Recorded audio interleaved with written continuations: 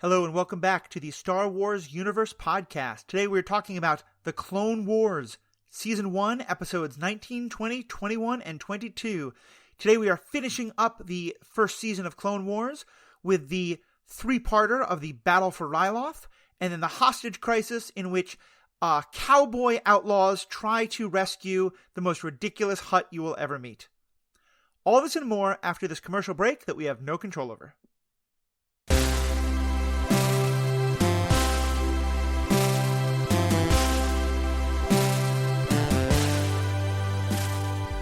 Welcome back, everyone. I'm your host, Matthew S. Fox. Joining me, as always, for the Clone War discussions are Riki and Sarah.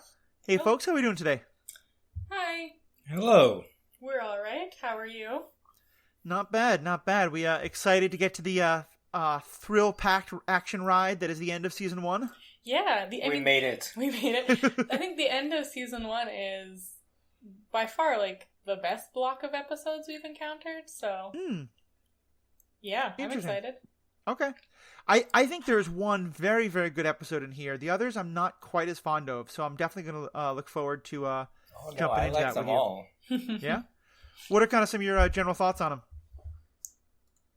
Well, I mean, we get a pretty good 3-part arc where it doesn't feel like there's filler. Like they tell a cohesive narrative about this planet Ryloth, but each episode has a different focus, has a different set of characters they focus on. So right. It keeps it from getting stale. Yeah. Yeah, and I guess kind of similar feelings. I do feel like there's a lot of issues that they could have dove deeper in, especially in the first episode, Storm Over Ryloth. But yeah, I thought we had a really engaging 3-part series, and then episode 22, Hostage Crisis, is just them pulling out all the stops. And I get super excited for season 2. It was a random tack on at the end of the season.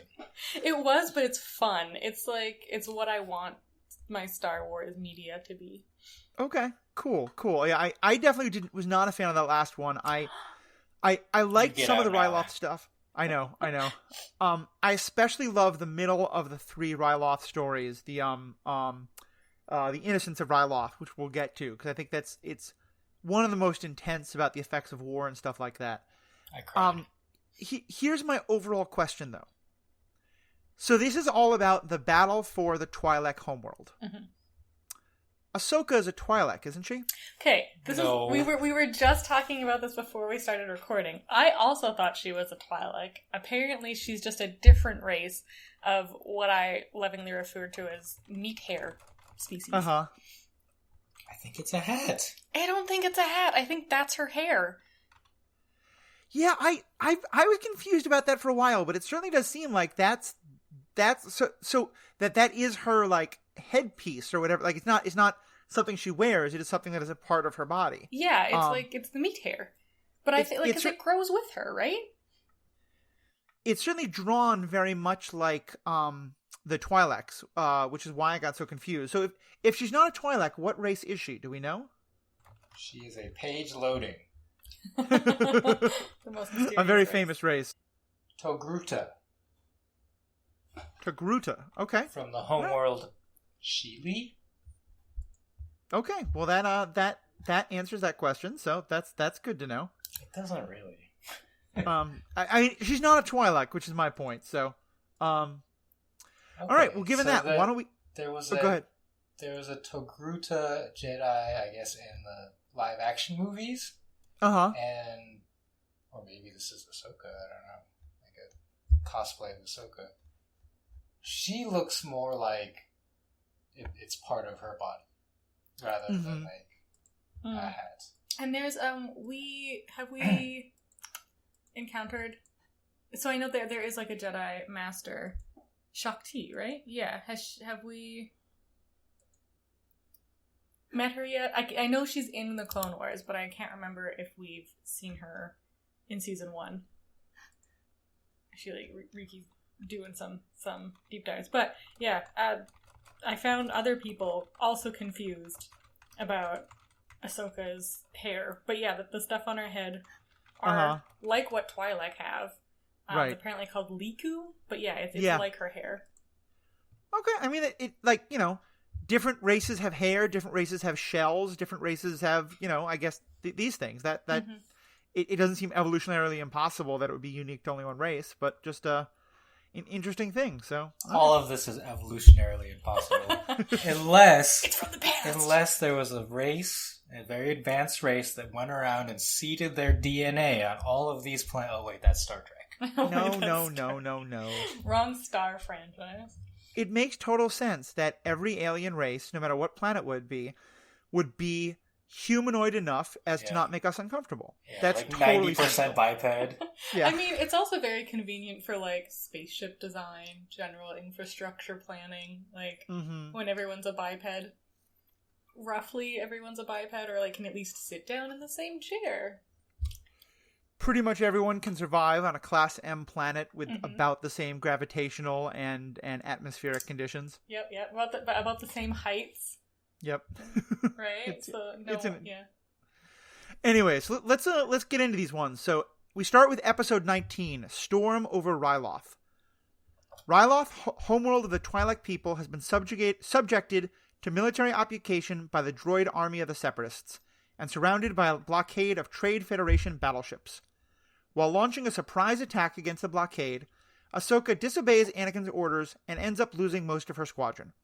Even though she's emotionally rocked by this failure, Anakin helps her learn to persevere, placing her in charge of another risky attack.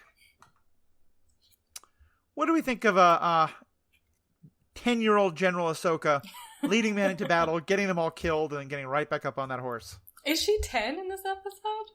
I think let me see if I can look her up. She certainly, to me, she is preteen at this point. She is somewhere in the 10 to 12 kind of range, maybe. She's definitely not old enough to be doing this.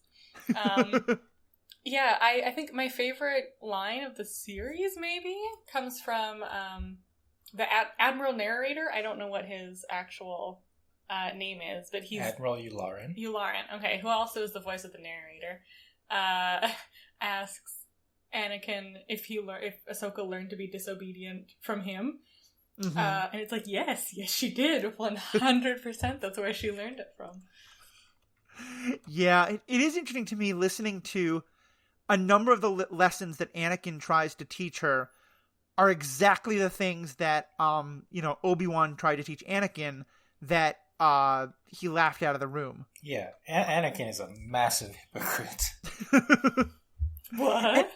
And Ahsoka straight up calls him out on that. I mean, I think there's one point where he's saying, like, no, you've got to follow orders. And she says, but you never follow orders, or something like that. Yeah, but he, like, hand waves it away by being like, well, I was right. Yeah. Or something, right? All right, so according to this, Ahsoka was born in 36 BBY, which is before the Battle of Yavin. Oh. And the Clone Wars takes place... like 18? Is it minus 18? 22. So she's 14. Okay. Still, too young to be doing this. What were you doing at 14? Yeah, I was not... Yeah. Well, I think we were both not commanding a fleet of clones. Yeah, and it's a weird surprise attack to begin with, and the fact that she so cavalierly dismisses the Admiral when he radios her in and tells her, fall back. She's like, nah. Which is just like, it's not how you talk to an Admiral, young lady. Yeah. There's a lot about her, like, I love her plot line in terms of the way her character is developing. But it's a sort of question of, like, I love watching her character do what her character does while being placed in this utterly ridiculous situation that no one should place someone in. Because it feels like part of what's happening is that Anakin is saying, like, listen, you made a mistake, you're going to make more mistakes, but it's okay for you to make mistakes in order to learn and grow, because I want you to become more confident, and I don't want you to back down, and so I'm not going to let you back down. Yeah, this is very main character centric plotting, in my opinion. Right. Because it's all designed to make Ahsoka a better character, a better leader, whatever. And it ignores the cost in exactly in clones, in vehicles and equipment. Like, Well, in a real war... Like, the Admiral got gravely injured, didn't he? Yeah, in a real war, they wouldn't do this. And certainly if someone failed, they wouldn't send them right back out to, like, get back on that horse. Like, Riki, I was actually thinking about you because, for our listeners who don't know, Riki is the judge manager, I believe is your official title? No, but keep going. Okay. Riki is in charge of, or at least helps to run the judges for Star City Games Magic the Gathering events. And so I know you really care about the development of your judges and helping people learn, and when people make mistakes, helping to give them another chance. But that also, like, you don't want to put someone in a position where they're going to fail and fail again, even if they learn, if it's going to screw up the events you're trying to run. Right. Failing is okay, but you have to weigh the cost. Right. And that's what it seems no one does here. And it's partially, it seems like this is once again like, well, we only lose some clones and they're just kind of equipment. Who cares? Mm-hmm. But Anakin should be the one to care about that. But also, like you said, if they lose this battle, then it's a huge problem. And just... Well, they lost a frigate. Yeah. Or whatever they are. And, one of the major ships. And Mace Windu, and Obi-Wan Kenobi are waiting, a light speed jump away for them to break this blockade. Mm-hmm. So there's a lot riding on breaking the blockade, because if they don't, those two can't come in and they can't liberate this planet. Yeah. So it's a very high stakes battle. It's super high stakes, and the fact it wasn't like she made a small tactical error, she like blatantly disobeyed orders. Right? Like it wasn't as though they gave her like what they do immediately afterwards, or they're like, well, you're in charge, bye. And let her make decisions. They were telling her explicitly, like, no, fall back, and she's like, nah, I got this. Yeah. Because I think the battle starts kind of even, like it's 3 ships versus 3 ships or something, and then 4 more separatist frigates jump in, and it's like, oh, we're outgunned, this was a trap, let's regroup. Mm-hmm. Yeah, no, it just seems so wrong. And like, the pattern that's been established up till now has always been, Anakin takes these stupid chances, but they always work out. He's always right. And so everyone's sort of like, well, Anakin, you shouldn't have done that, but at least it's okay because it all worked out. And in this case, it doesn't. And then, especially I think what really got to me was later in the episode when she's once again placed into a position of command. She doesn't seem to know what she's doing. And yet everyone else in the, even the commander of the ship is still saying to this 14-year-old, you need to make the decision. Yeah. And Rex shows a lot of faith in her. Right. Because the bridge officer clone is kind of like, does this sound like a good plan? And Rex is just like, no, we're going to do what she says. Yeah. Yeah, and that... so, once again, it's the kind of thing where, like, I don't know how much credit to give the writers, because I'm hoping this was intentional, because if it was, it's really kind of good, and it sets up something kind of important, which is, I think what we're supposed to get out of this is just the ridiculously high esteem that everyone else in the Republic, Army and Navy and Armada and all that hold for the Jedi. Because it seems to be that there's this thought of not just like, she's going to make a stupid decision, but we've got to back her up, but no, she's a Jedi, so she won't make a mistake. And if that's what the writers were going for, it's absolutely brilliant. I was just about to pivot into ripping on the writers a little bit, constructively criticizing the writers a little bit. So first of all, this is like a written by committee situation. It looks like there's 3 writers listed as the writer for this episode. So I think that might be some of it, but like, especially when Anakin's giving his little like pep talk to Ahsoka, it just feels really hokey. Mm-hmm. And like very, like kind of played out.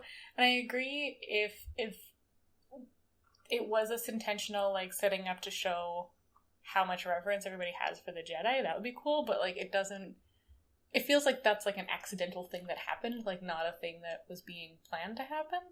Yeah. Especially just like his pep talk is so weird. Like we get the return of the ridiculous nicknames.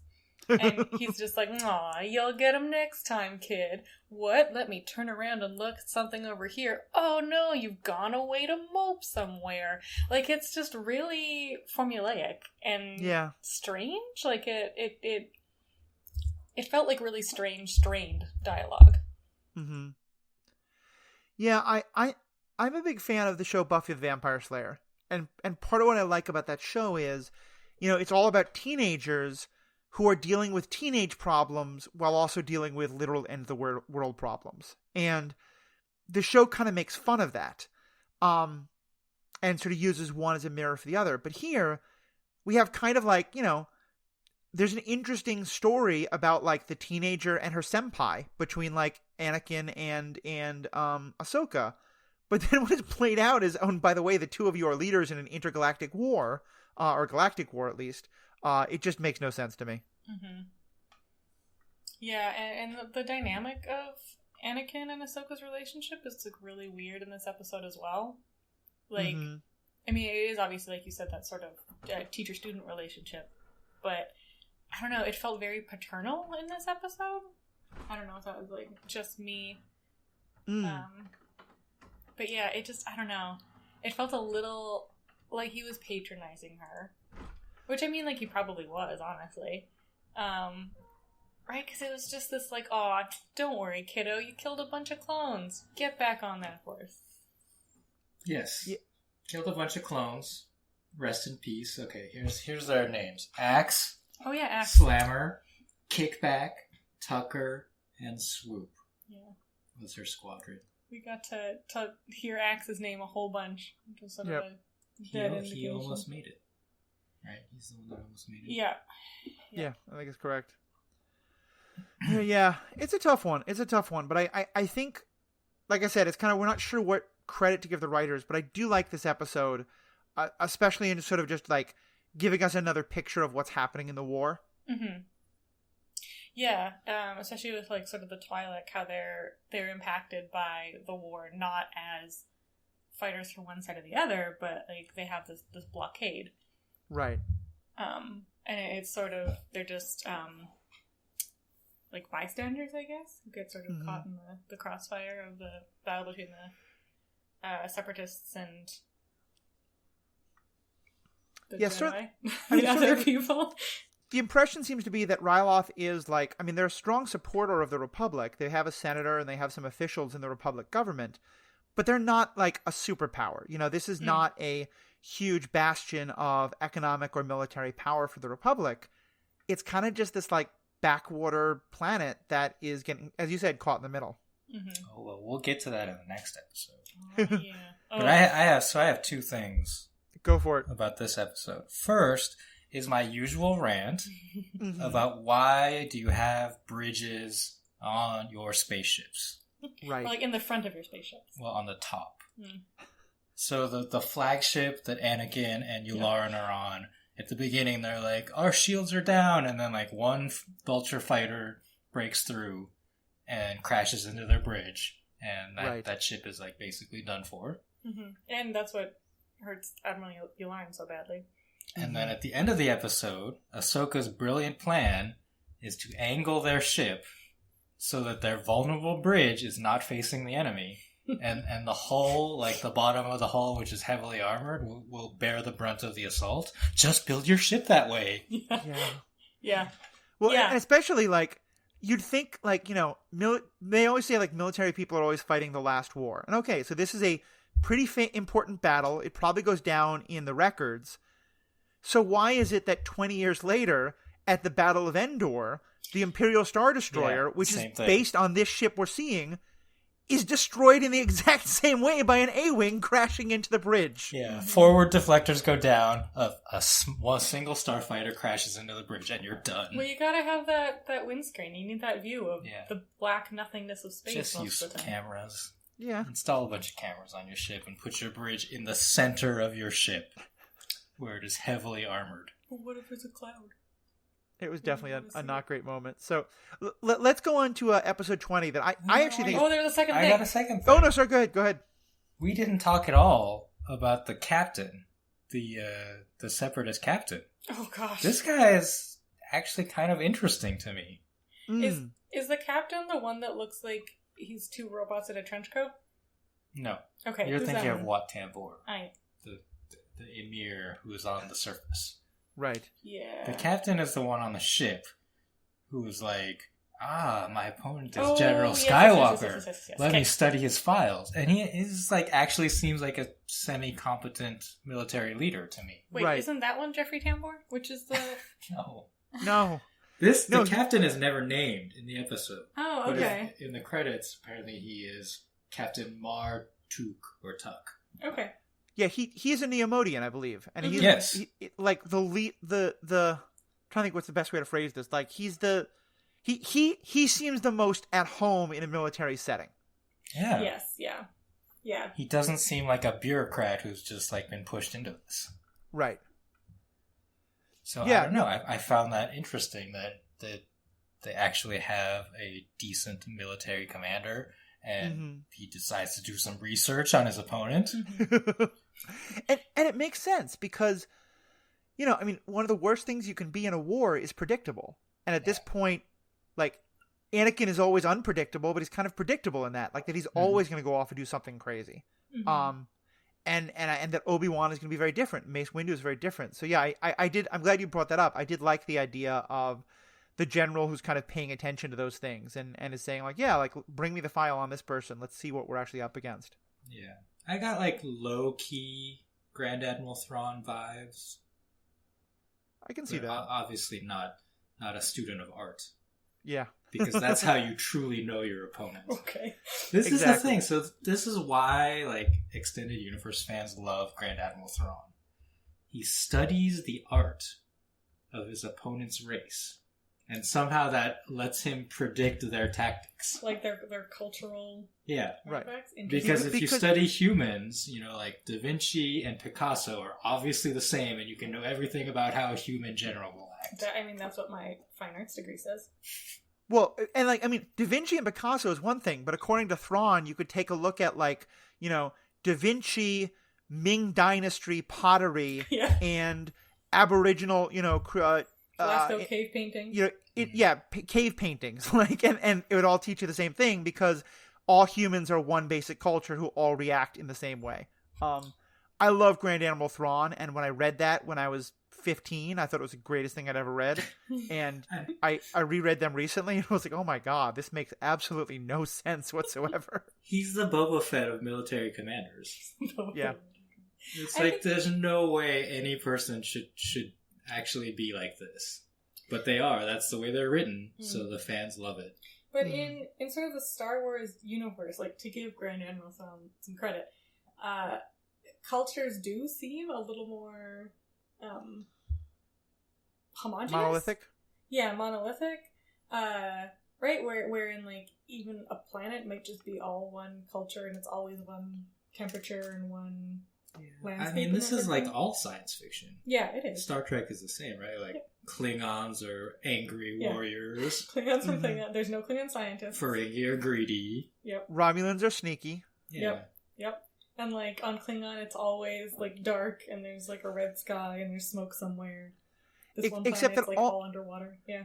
Always humans are the one race that gets to be, multifaceted. Mm-hmm. Mm-hmm. And that it's science fiction, but it's also fantasy. Dwarves are always Scottish miners. Elves are always, high tea loving British ethereal people who are kind of confusing. Yeah. And often somewhat Aryan. Oh yeah.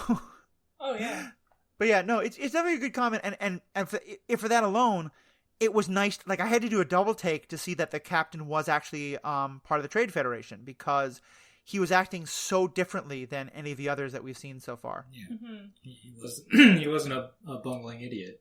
Yeah, well, he wasn't a bumbling idiot, and he didn't seem like the kind of like I will use the droid army, but I don't ever want to get my hands dirty with war. Yeah, it's like he knew what he was doing. Yeah. Yeah. All right, with that, shall we turn to episode 20, Innocence of Ryloth? Oh, yeah. And this is, I think this is my favorite of the first season. I'm curious what you guys think of it.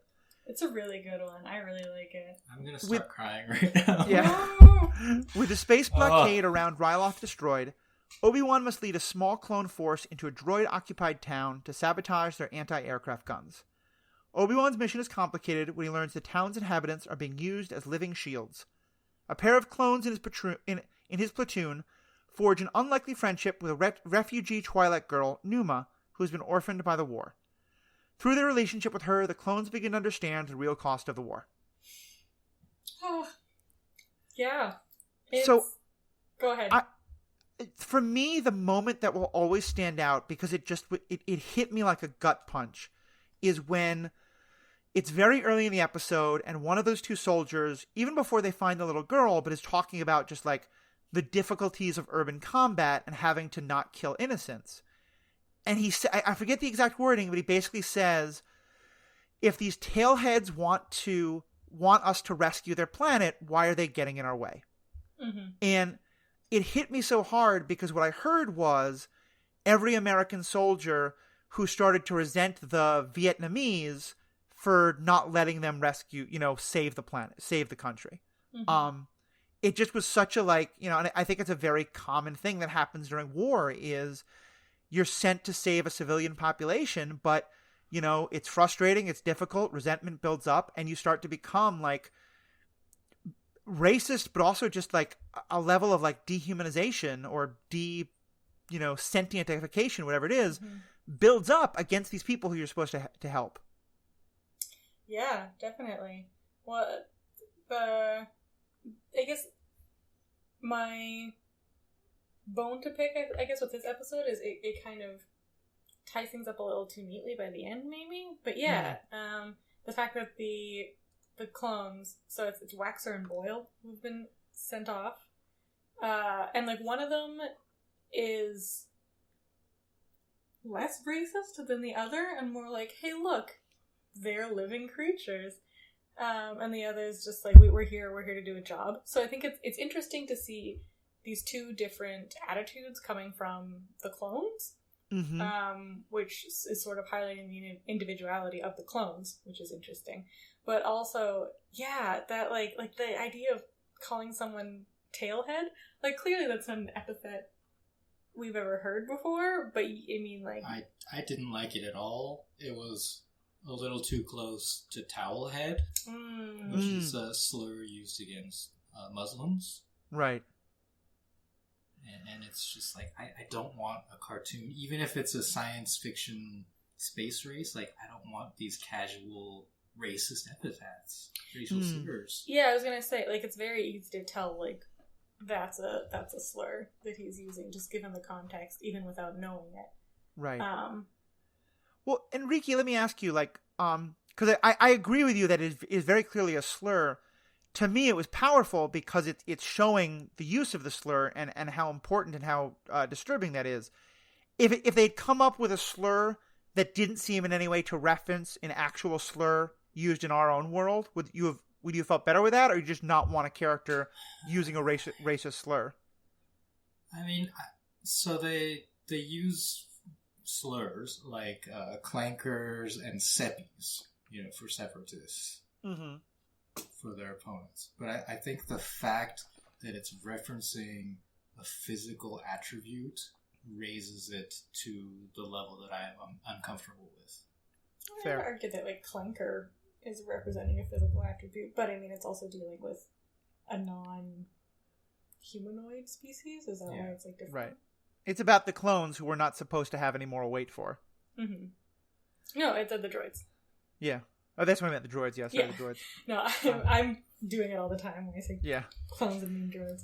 No, and Enrique, I mean, you're making me think about it because I'm on the fence because I it's one of those things where it's there's an importance of media that talks about hard issues, but how do you do that without just, re-stigmatizing and re-traumatizing people?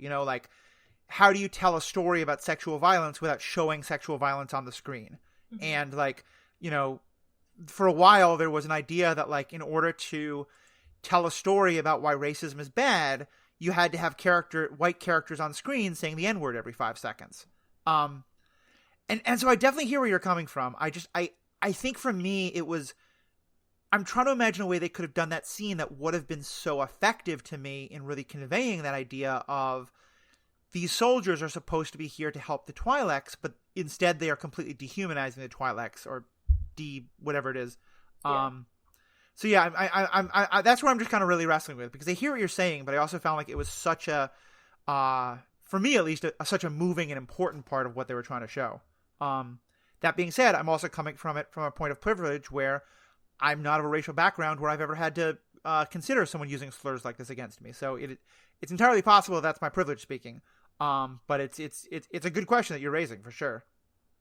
Well, I mean, I think if you want to explore the idea of racism in science fiction, like, there's nothing better than Star Trek. Unfortunately, like, we're going to keep talking about Star Trek on the Star Wars podcast. But they had, so like, classic Trek, the original series had an episode where there was an alien character who half of his face was white and half of his face was black, like literally half, like straight down the middle. And he was in a conflict with another person from his race, and not from his race, from his planet. Yeah, from his planet. And the Enterprise crew was very confused, like, this person is like the same as you, like, why do you hate each other?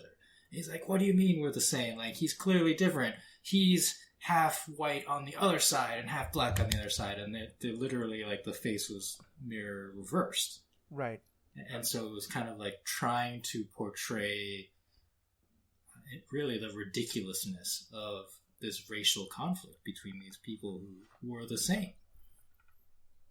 So I don't know, like, it's jarring because it's a cartoon, and I don't feel like anyone really put any thought into the implications of that slur, right? Like, it was just a cutesy thing to call them, like I was saying, like clankers and stuff. But it does have, to me at least, deeper implications. Yeah, and I think my issue with it is not so much that they used it, and I think, again, like Matthew, I've had the privilege of not having my races against me ever.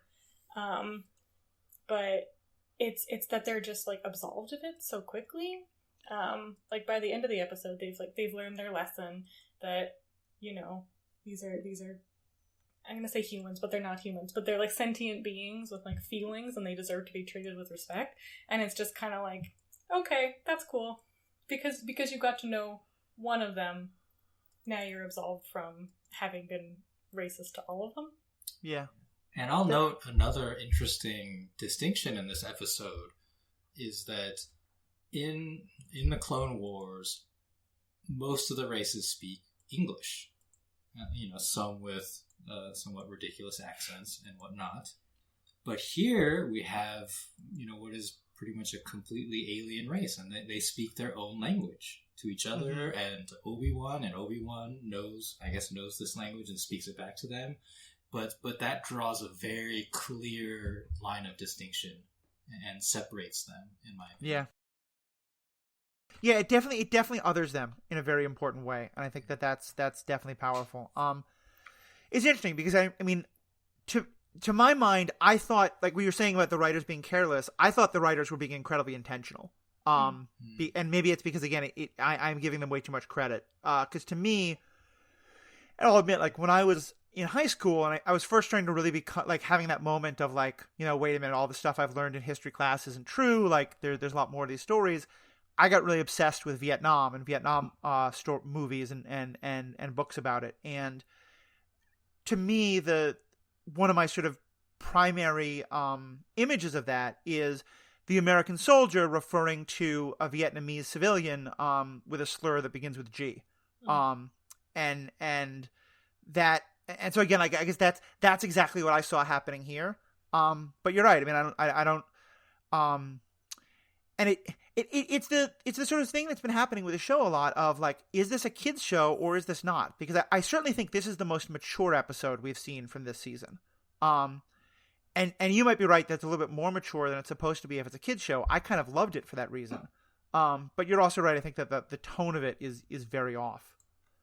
I think they do a very good job of balancing that here, because you get the kids show aspect of the giant flea monsters. Yeah.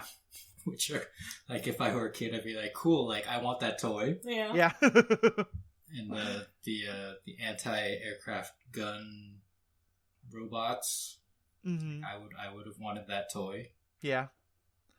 And the fighting against them is definitely in a very ridiculous kind of way. There's a lot of pratfalling among the droids as they're I think Anakin Obi-Wan shoots one of them and then the others blow each other up or something like that.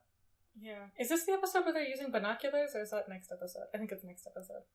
Sorry. Yeah. But yeah, that's... they're back to their like dopey comedic relief kind of droid Mm-hmm. form. Yeah. Which is neat. I don't know. I mean, like, I like this episode a lot. I think we're being really critical of it, but I still really, like, I love the episode. Yeah.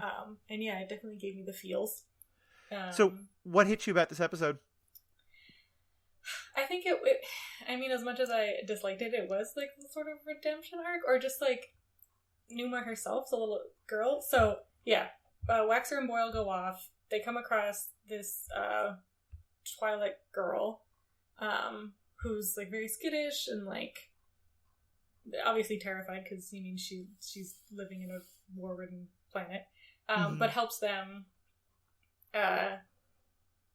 get their scouting done and by using these underground tunnels, right? And they just get to know her, and you see like Waxer and Boyle. One of them, I forget which is which. They're clones. One of them is like soft to her right away and is like being very patient and sort of like older brother-y towards her, and the other is kind of like another one of these people getting in her way, and like throughout the episode softens to her and they like super duper care for her, and she's been calling them this name, and they're like, no, I'm Waxer and he's Boyle, and then starts with an N. Her name is Nira. And then at the end of the episode she says something about Nira. And they ask Obi-Wan, like, what? She keeps calling us out. What does that mean? And he's like, oh, it means brother. And you're just like, yeah. The feels. I definitely teared up at that moment. That was really sweet. Yeah. And it's very, like, it's intentionally super tear-jerky. And it's like, it reminded me a lot of the end of Infinity War when, like, post-snap. I feel it's been long enough. I can talk about this, right? Yeah, that's fine. Okay. And like Peter Parker is turning into dust, and you're just like, oh, I know you're gonna come back to life. There's another movie with you coming out soon, and like, but just him being all like pleading for his life with Tony just got me, and I was like, I know you're manipulating me. I know you want me to cry right now.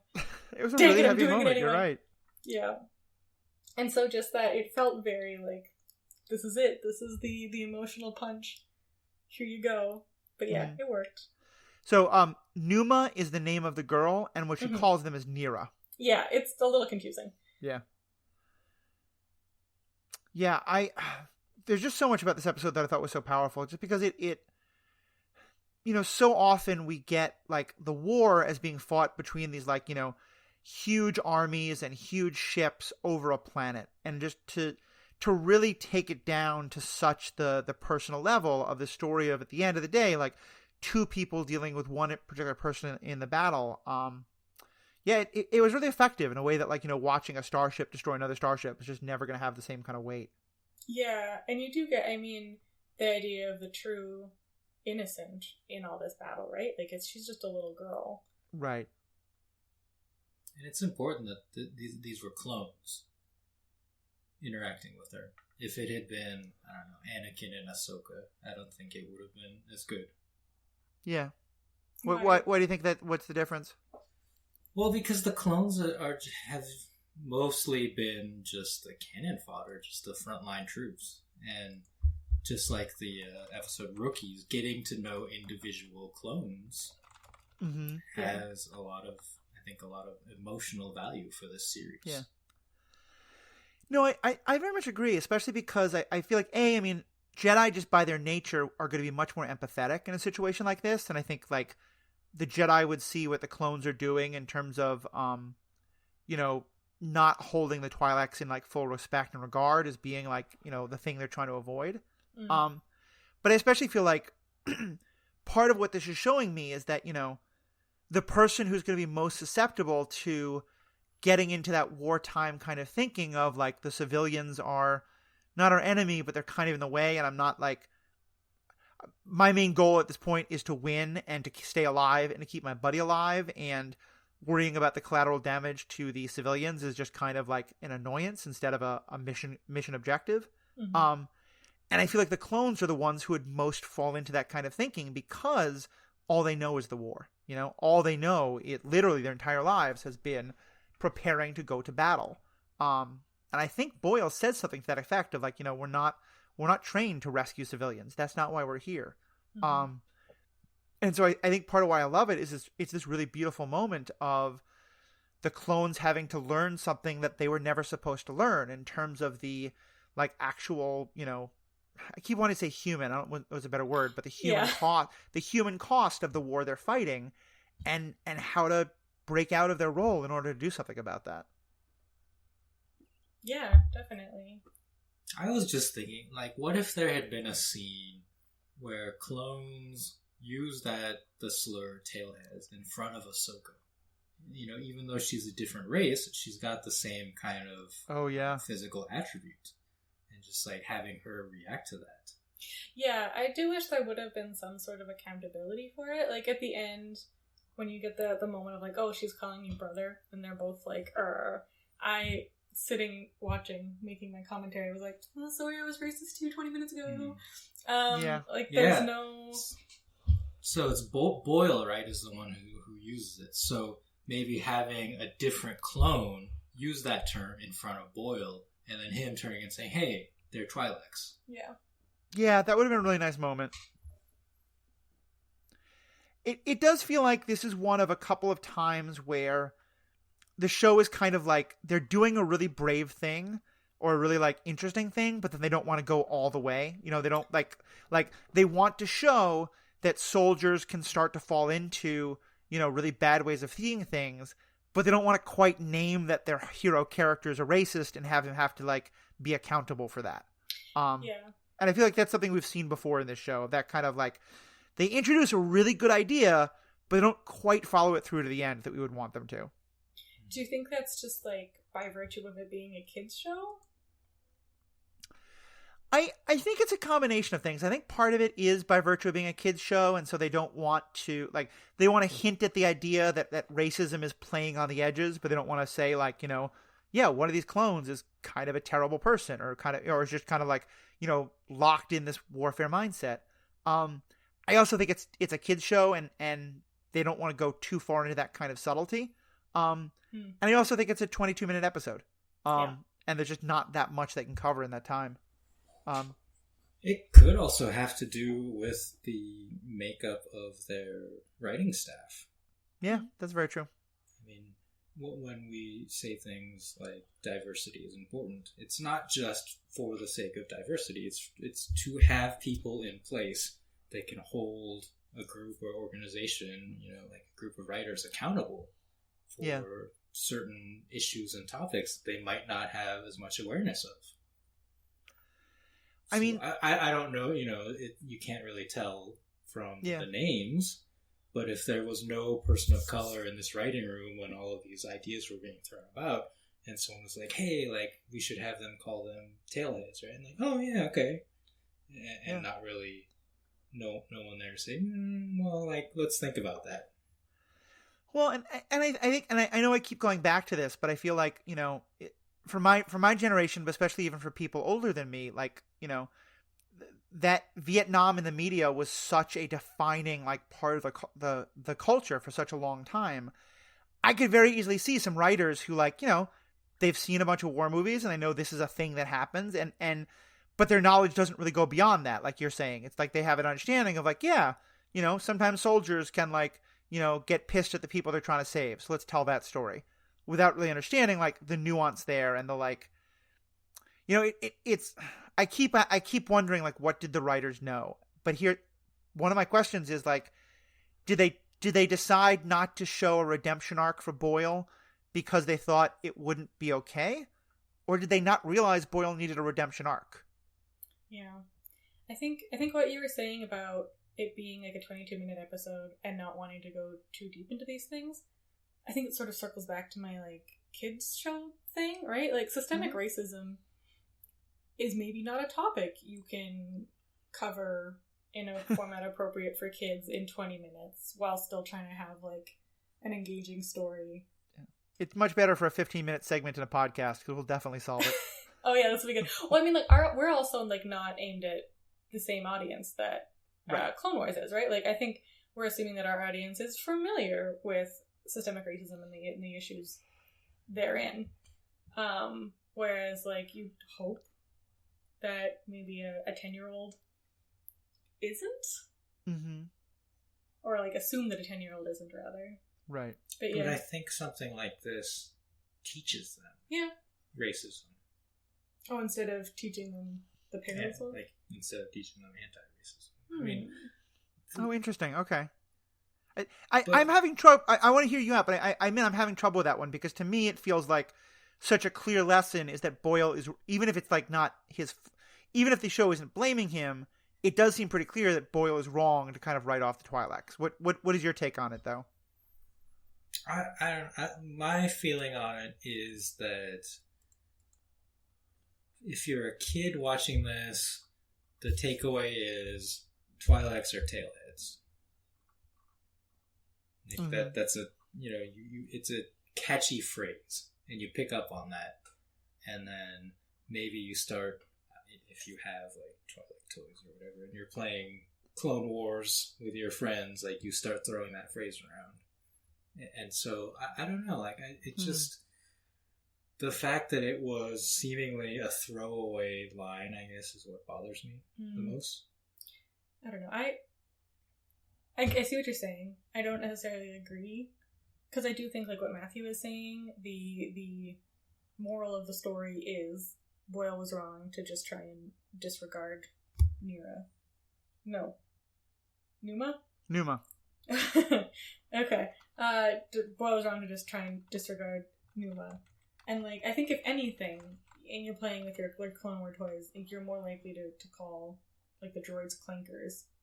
Right? Like, I think because it was just a throwaway line, it wasn't repeated so much. I don't know if a kid would pick up on that and keep using it. But yeah, I mean, it is something that having that, like, neat little, hey, this is not an okay thing to say, could have been, like, a line or two to just throw in at the end, and it's unfortunate that it wasn't there.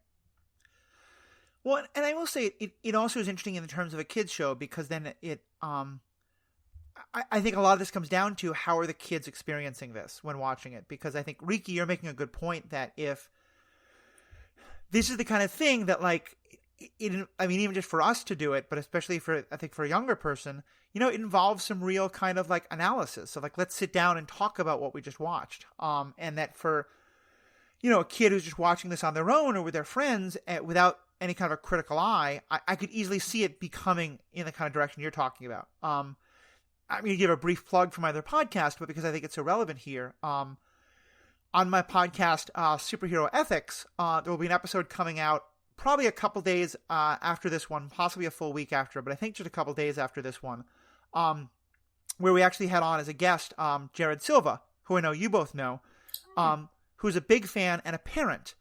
And the whole episode was about how, as a parent, you sit, what is it like to watch media with the idea of planning to sit down with your kids and talk to them about it.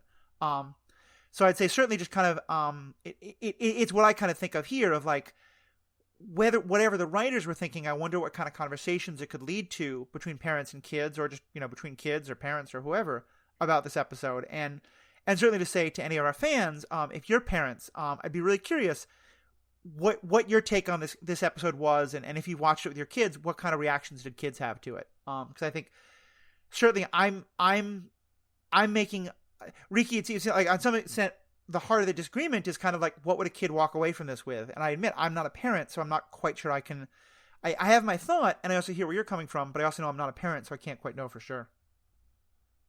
Yeah, and all kids are different as well, right? So. Mm-hmm. No, all human children are the same. I've studied their culture. Yep. If you study Thomas the Tank Engine and Barney, you understand the art of children, and so you know everything forever. So let's kind of there's two more to get through, but I think this one was such the heart and soul of this series, this series of episodes. What else about this episode do you guys want to comment on?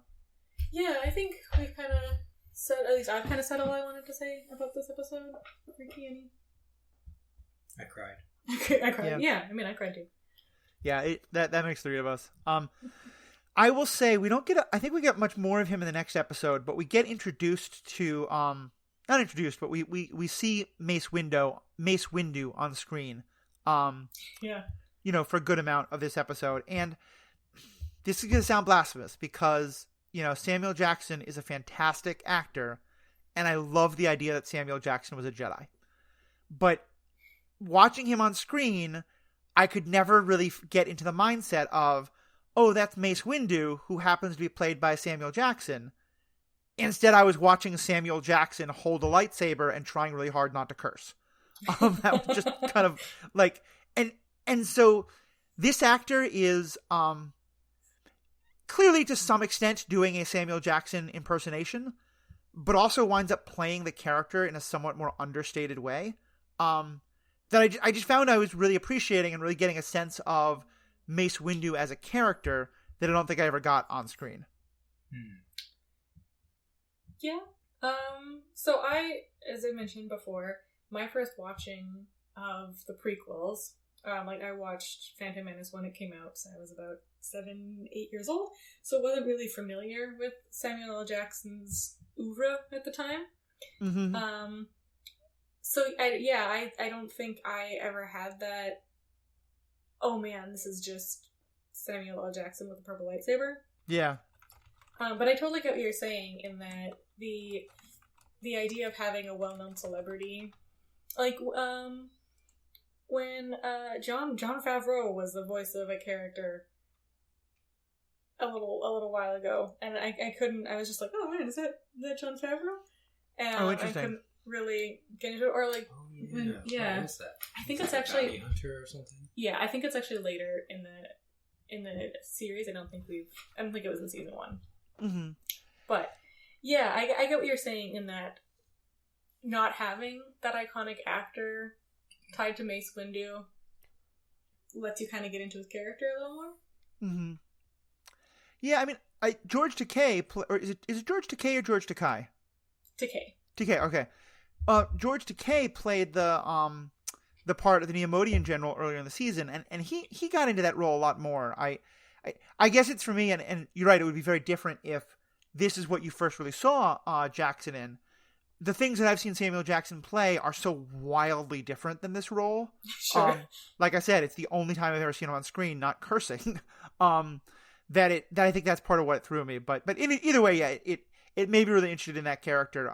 And excited to see more of him in the next episode. Were I to watch the prequels again, which is not a sacrifice I'm willing to make, but I think I agree with you that I wouldn't be able to get past the Samuel L. Jackson-ness of Mace Windu. It's true. And so we will see a lot more of Mace Windu's character in our next episode, episode 21, Liberty on Ryloth, which we will talk more about right after this commercial message that we have no control over. And now we're back, and we're talking about episode 21. The battle for Ryloth rages as the Republic attempts to drive off the occupying droid army led by Techno-Union foreman Wat Tambor. With his forces stretched thin, Mace Windu must convince Twi'lek freedom fighter Cham Syndulla to help him save the capital city from the droid's destruction. Initially, the Twi'lek hero is hesitant to aid Mace, but ultimately realizes that the Jedi can be trusted and joins with him to liberate the city and ultimately the planet in the climactic battle. Yeah, I want the Techno-Union to be playing EDM the whole time. Basically, they just want to turn the whole planet into a rave. Yeah. Yeah, I think this episode opens with another "Why are you doing that?" moment, where they're just bad at military. They're bad at military. Yeah, where they're walking along. They've got a walker and they're bringing it along a thin edge of a mountain, and it's perhaps this is not the vehicle for the job, sirs. Yeah. Perhaps this is not the path to take. Yeah. That whole series of events seemed like it was. Yeah, I wonder if they're trying to give us like a Hannibal crossing the Alps moment, but I definitely did. It just seemed like, come on, there's got to be a better way that's less cinematic but makes more military sense. Yeah, and also this is the episode where we get the droids using binoculars. Oh yeah, which is another nonsensical. Why isn't that just built into your eyes? Why do you have binoculars? So you can get the other droid taking them away and let me see. Yeah, obviously. Yeah. But other than questionable military strategies, well, I guess we sort of get into other questionable military strategies, right? Like the Twi'lek guy, Chamsildula? What's his name? I'm reading it. I forget how it's pronounced. Syndulla. Yeah, is also very leery of this military occupation, and wants to believe that the Jedi are there, and he's got a good line where he's talking to Mace Windu, asking like, "Oh, okay, so then after you drive out the Separatists, are you gonna set up some folks here to protect us?" And he's like, "Yeah, of course, we'll leave some troops behind." And he's like, "Ah, yes, and then how soon until you guys are the one who are occupying us?" Which is also, I think, there's a lot of parallels to American history. Yeah. Yeah, for the last episode, Matthew, you kept talking about Vietnam, but this to me is just every Middle Eastern country the United States has been involved in in the last 40 years. Mm-hmm. So I definitely had a very similar thought, actually, specifically Afghanistan, which is not quite Middle East, but I think very much in the same world you're talking about. But what was the connection you were drawing? What wasn't Saddam Hussein originally armed and supported by the U.S. against Iran, right? Yep. We armed There Saddam you go. Hussein. We armed Gaddafi, I think, right? Osama bin Laden was armed by us along with the Mujahideen Soviets? to fight the communists. Yeah.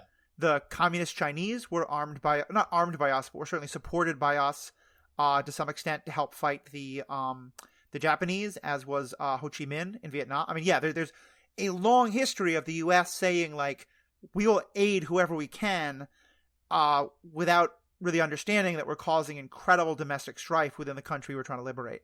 Yeah, so today's freedom fighters are tomorrow's terrorists. Right. From the perspective of the United States. And it would not surprise me if within 10 to 20 years we're talking about Kurds in the same way, after they were abandoned in Syria, that they turn on the U.S. Yeah, I think that's incredibly likely. I mean, certainly that's, not to keep going back to Vietnam, but that was, the movement that Ho Chi Minh led in the northern part of Japanese occupied Vietnam was not originally very deeply involved with the communists, but it was only when the U.S. really turned their back on his movement that a lot of that changed.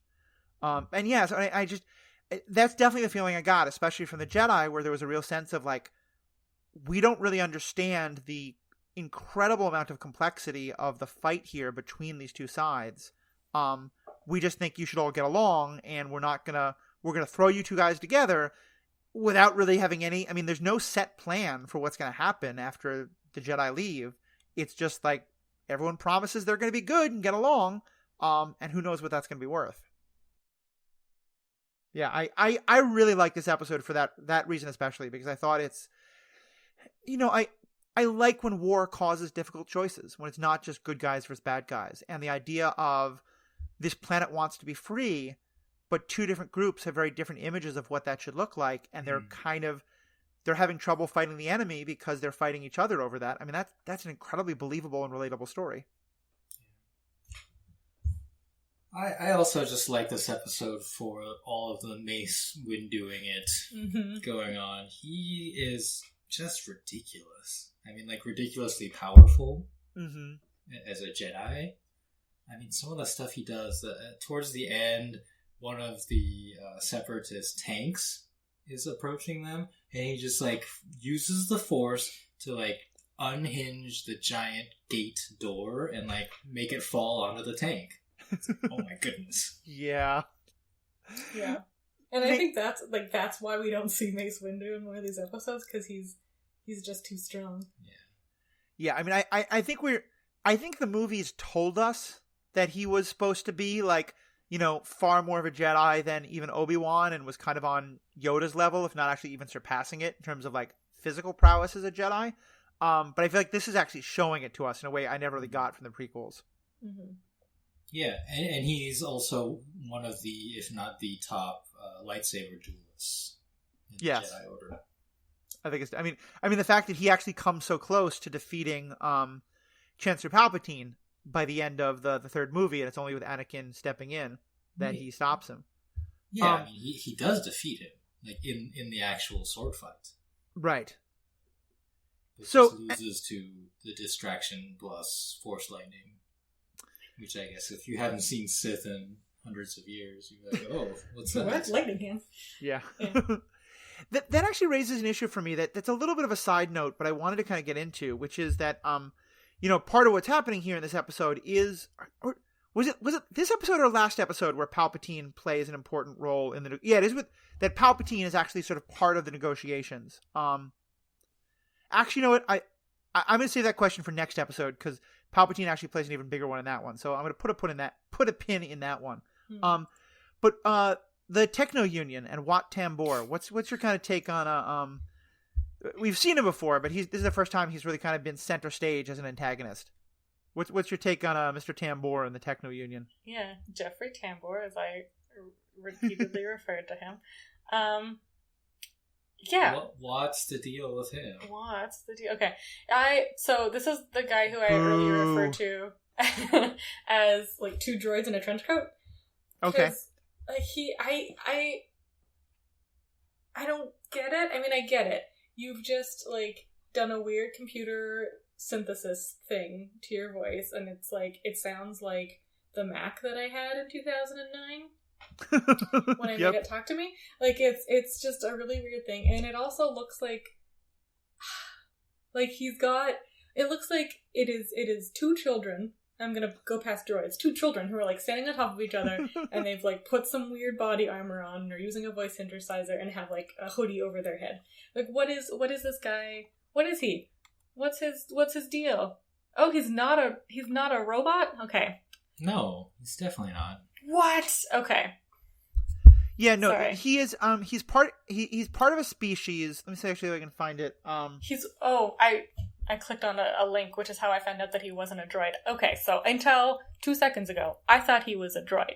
Okay. He is a sentient species native to the planet Sacco, and in order to survive off the homeworld, he's required to wear a pressure suit to simulate the unique atmosphere and pressure, which is where I guess the weird voice comes in. Yeah, and that's why he's like, every now and then he's like, it's kind of like he's dialing a radio, it seems, to like adjust the frequency that he's speaking, even though there's never anything that seems to indicate it should change for any reason. That always seemed a little weird. Huh. Well, I guess he is like a dude in a trench coat then, I suppose. If by trench coat you mean pressure suit. Yeah. Neat. I mean, it is the, I was saying before about how it seems like every humanoid race has the same, you know, atmospheric needs and stuff like that. And he clearly is, I think the implication is supposed to be that he's somewhat different, and so that's why he needs to breathe in the way he does and be in that machine. What I thought was interesting was that here we have a character who is portrayed as not just greedy in terms of like, I want to conquer this planet, but is so clearly like, I'm going to endanger both myself and the mission, and winds up actually getting caught, in part because he just wants to like steal more stuff. Yeah, it's terrible. Yeah, it's terrible in a comic way, I guess. Mm-hmm. Yeah, I kind of liked him as a like one-off, like random general in the Techno Union's forces. When I realized he actually is the Techno Union leader, the one we saw talk to Count Dooku at the end of the second movie, and who gets killed on Mustafar in the third movie, I was like, really? Like, this is our one of our big bads, and he just wants to like steal some paintings and stuff? Well, I mean, the Techno Union's place within the Separatist Confederacy, blah blah blah. I don't know. They're nothing compared to the Banking Guild. Every time I hear Techno I have no Union, idea. I just like need a beat to drop. Yeah. Techno Union. The internal politics of the separatists really doesn't make much sense to me, quite honestly.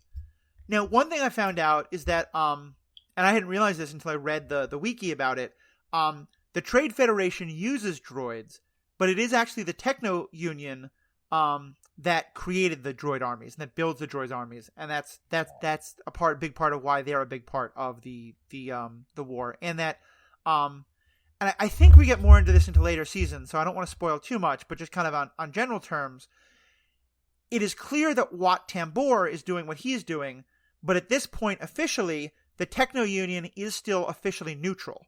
They have a representative at the Republic Senate, and like they sell they build weapons to the Republic too. Okay. The banking guild is the same, right? They're like, oh, like we need to raise interest rates or something. Yeah, lend money to the Republic so they can buy more clones. The banking guild is very like purportedly neutral, but yeah, they're just like, we need to pass this bill so you can buy more stuff from us. Yeah. Yeah.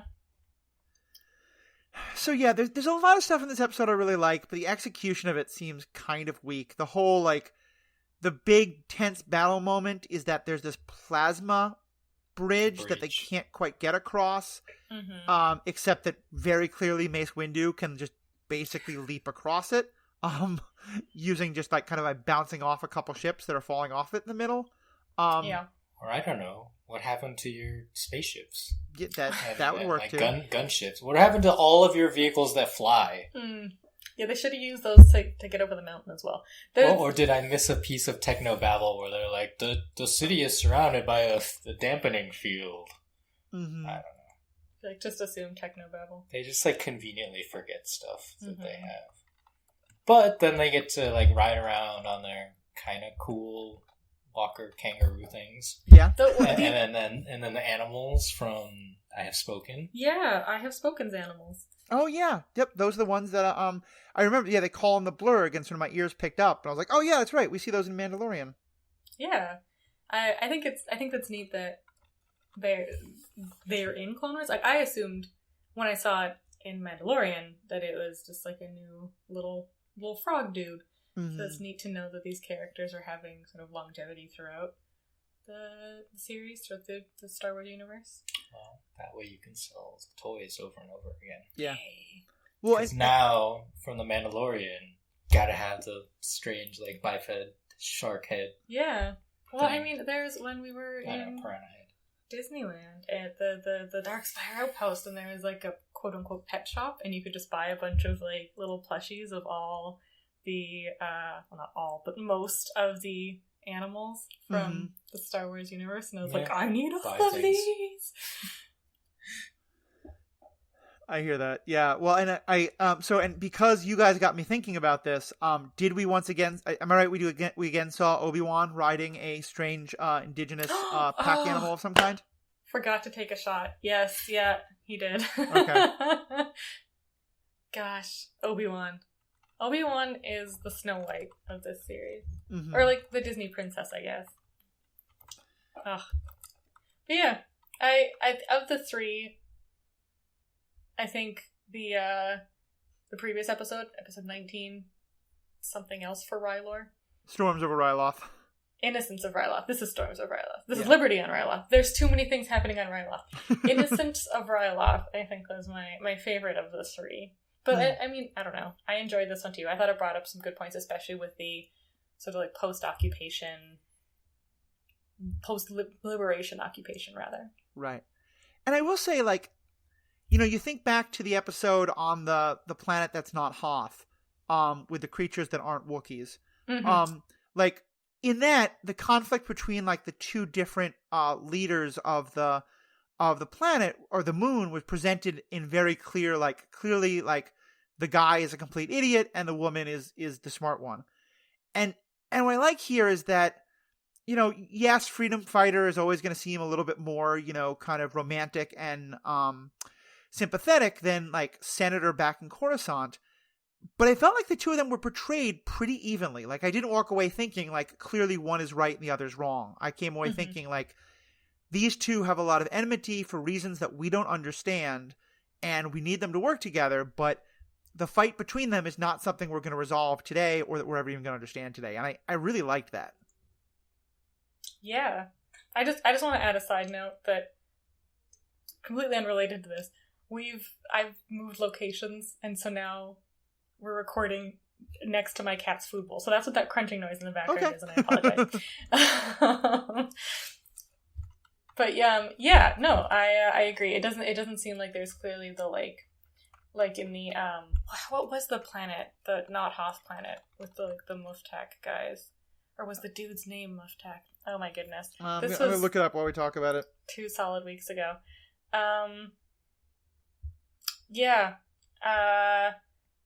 Anyway, there didn't seem to be that much of a, not necessarily power differential, but like ineptitude differential, I guess. Yeah. It was Senator Ryu Chuchuri and Chairman Cho of the nearby moon of Pantora. Pantora, yes. Pandora? Not Pandora. Where Pantera plays concerts every week. And what are the dudes' names? Where was it? I just looked at it a second ago.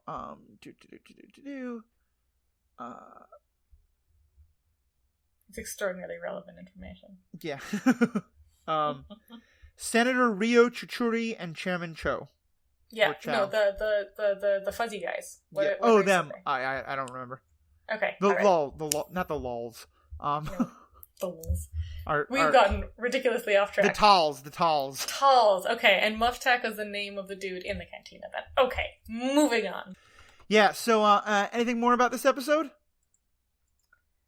I'm excited. I want them to come back? Yeah. Ooh. You were saying it's unclear which of the two is supposed to be the quote-unquote hero. I thought it was Cham Syndulla, the freedom fighter. Mm. And in my head, I am expecting a return to this plot line where the senator is doing senator things and abusing his power and being greedy, and Cham is the hero, and he's trying to free his people from the senator's clutches. Mm-hmm. That's what happens in the future.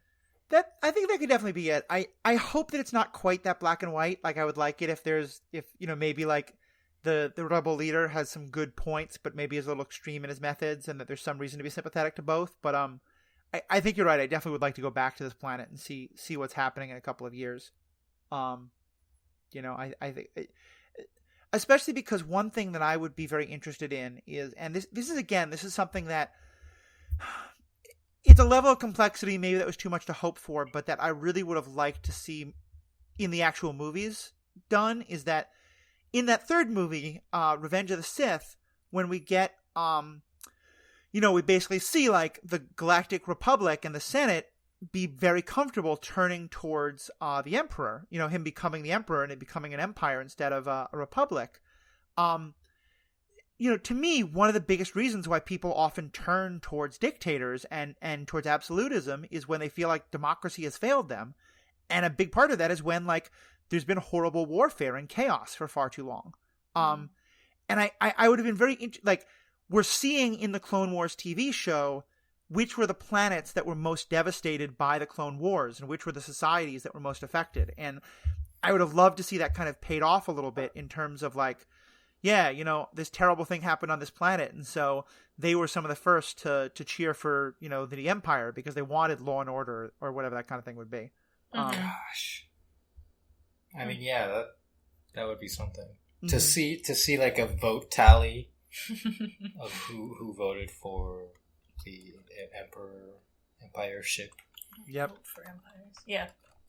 Well, they did. Yes, you vote for. At the end, they voted to approve his they voted for powers. having an empire. Yeah. Right. You vote for emperors. Yeah, it gives Padme one of the few good lines in that movie, but one I really love, the "This is how democracy dies" to thunderous applause. Mm. It's just stunning because of how human supremacist the Empire is, and yet it seems like in the shots of the Senate, mostly it's non-human races. Right. Well, and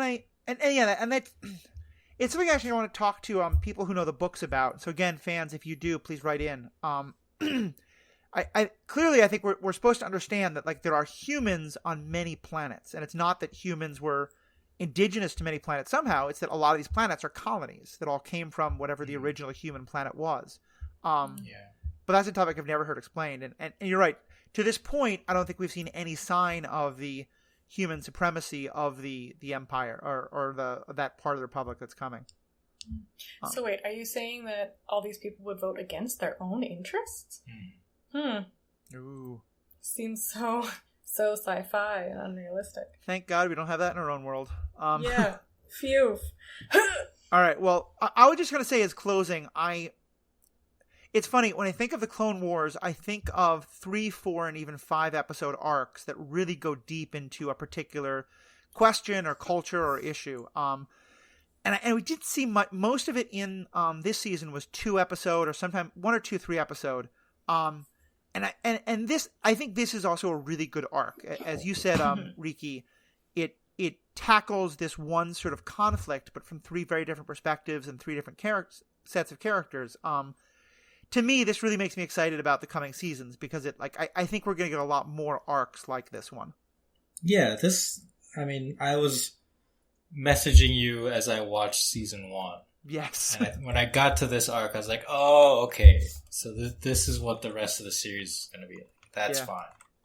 Yeah, like I said earlier, I think it's an excellent closing to season 1 because it sort of sets you up to want more.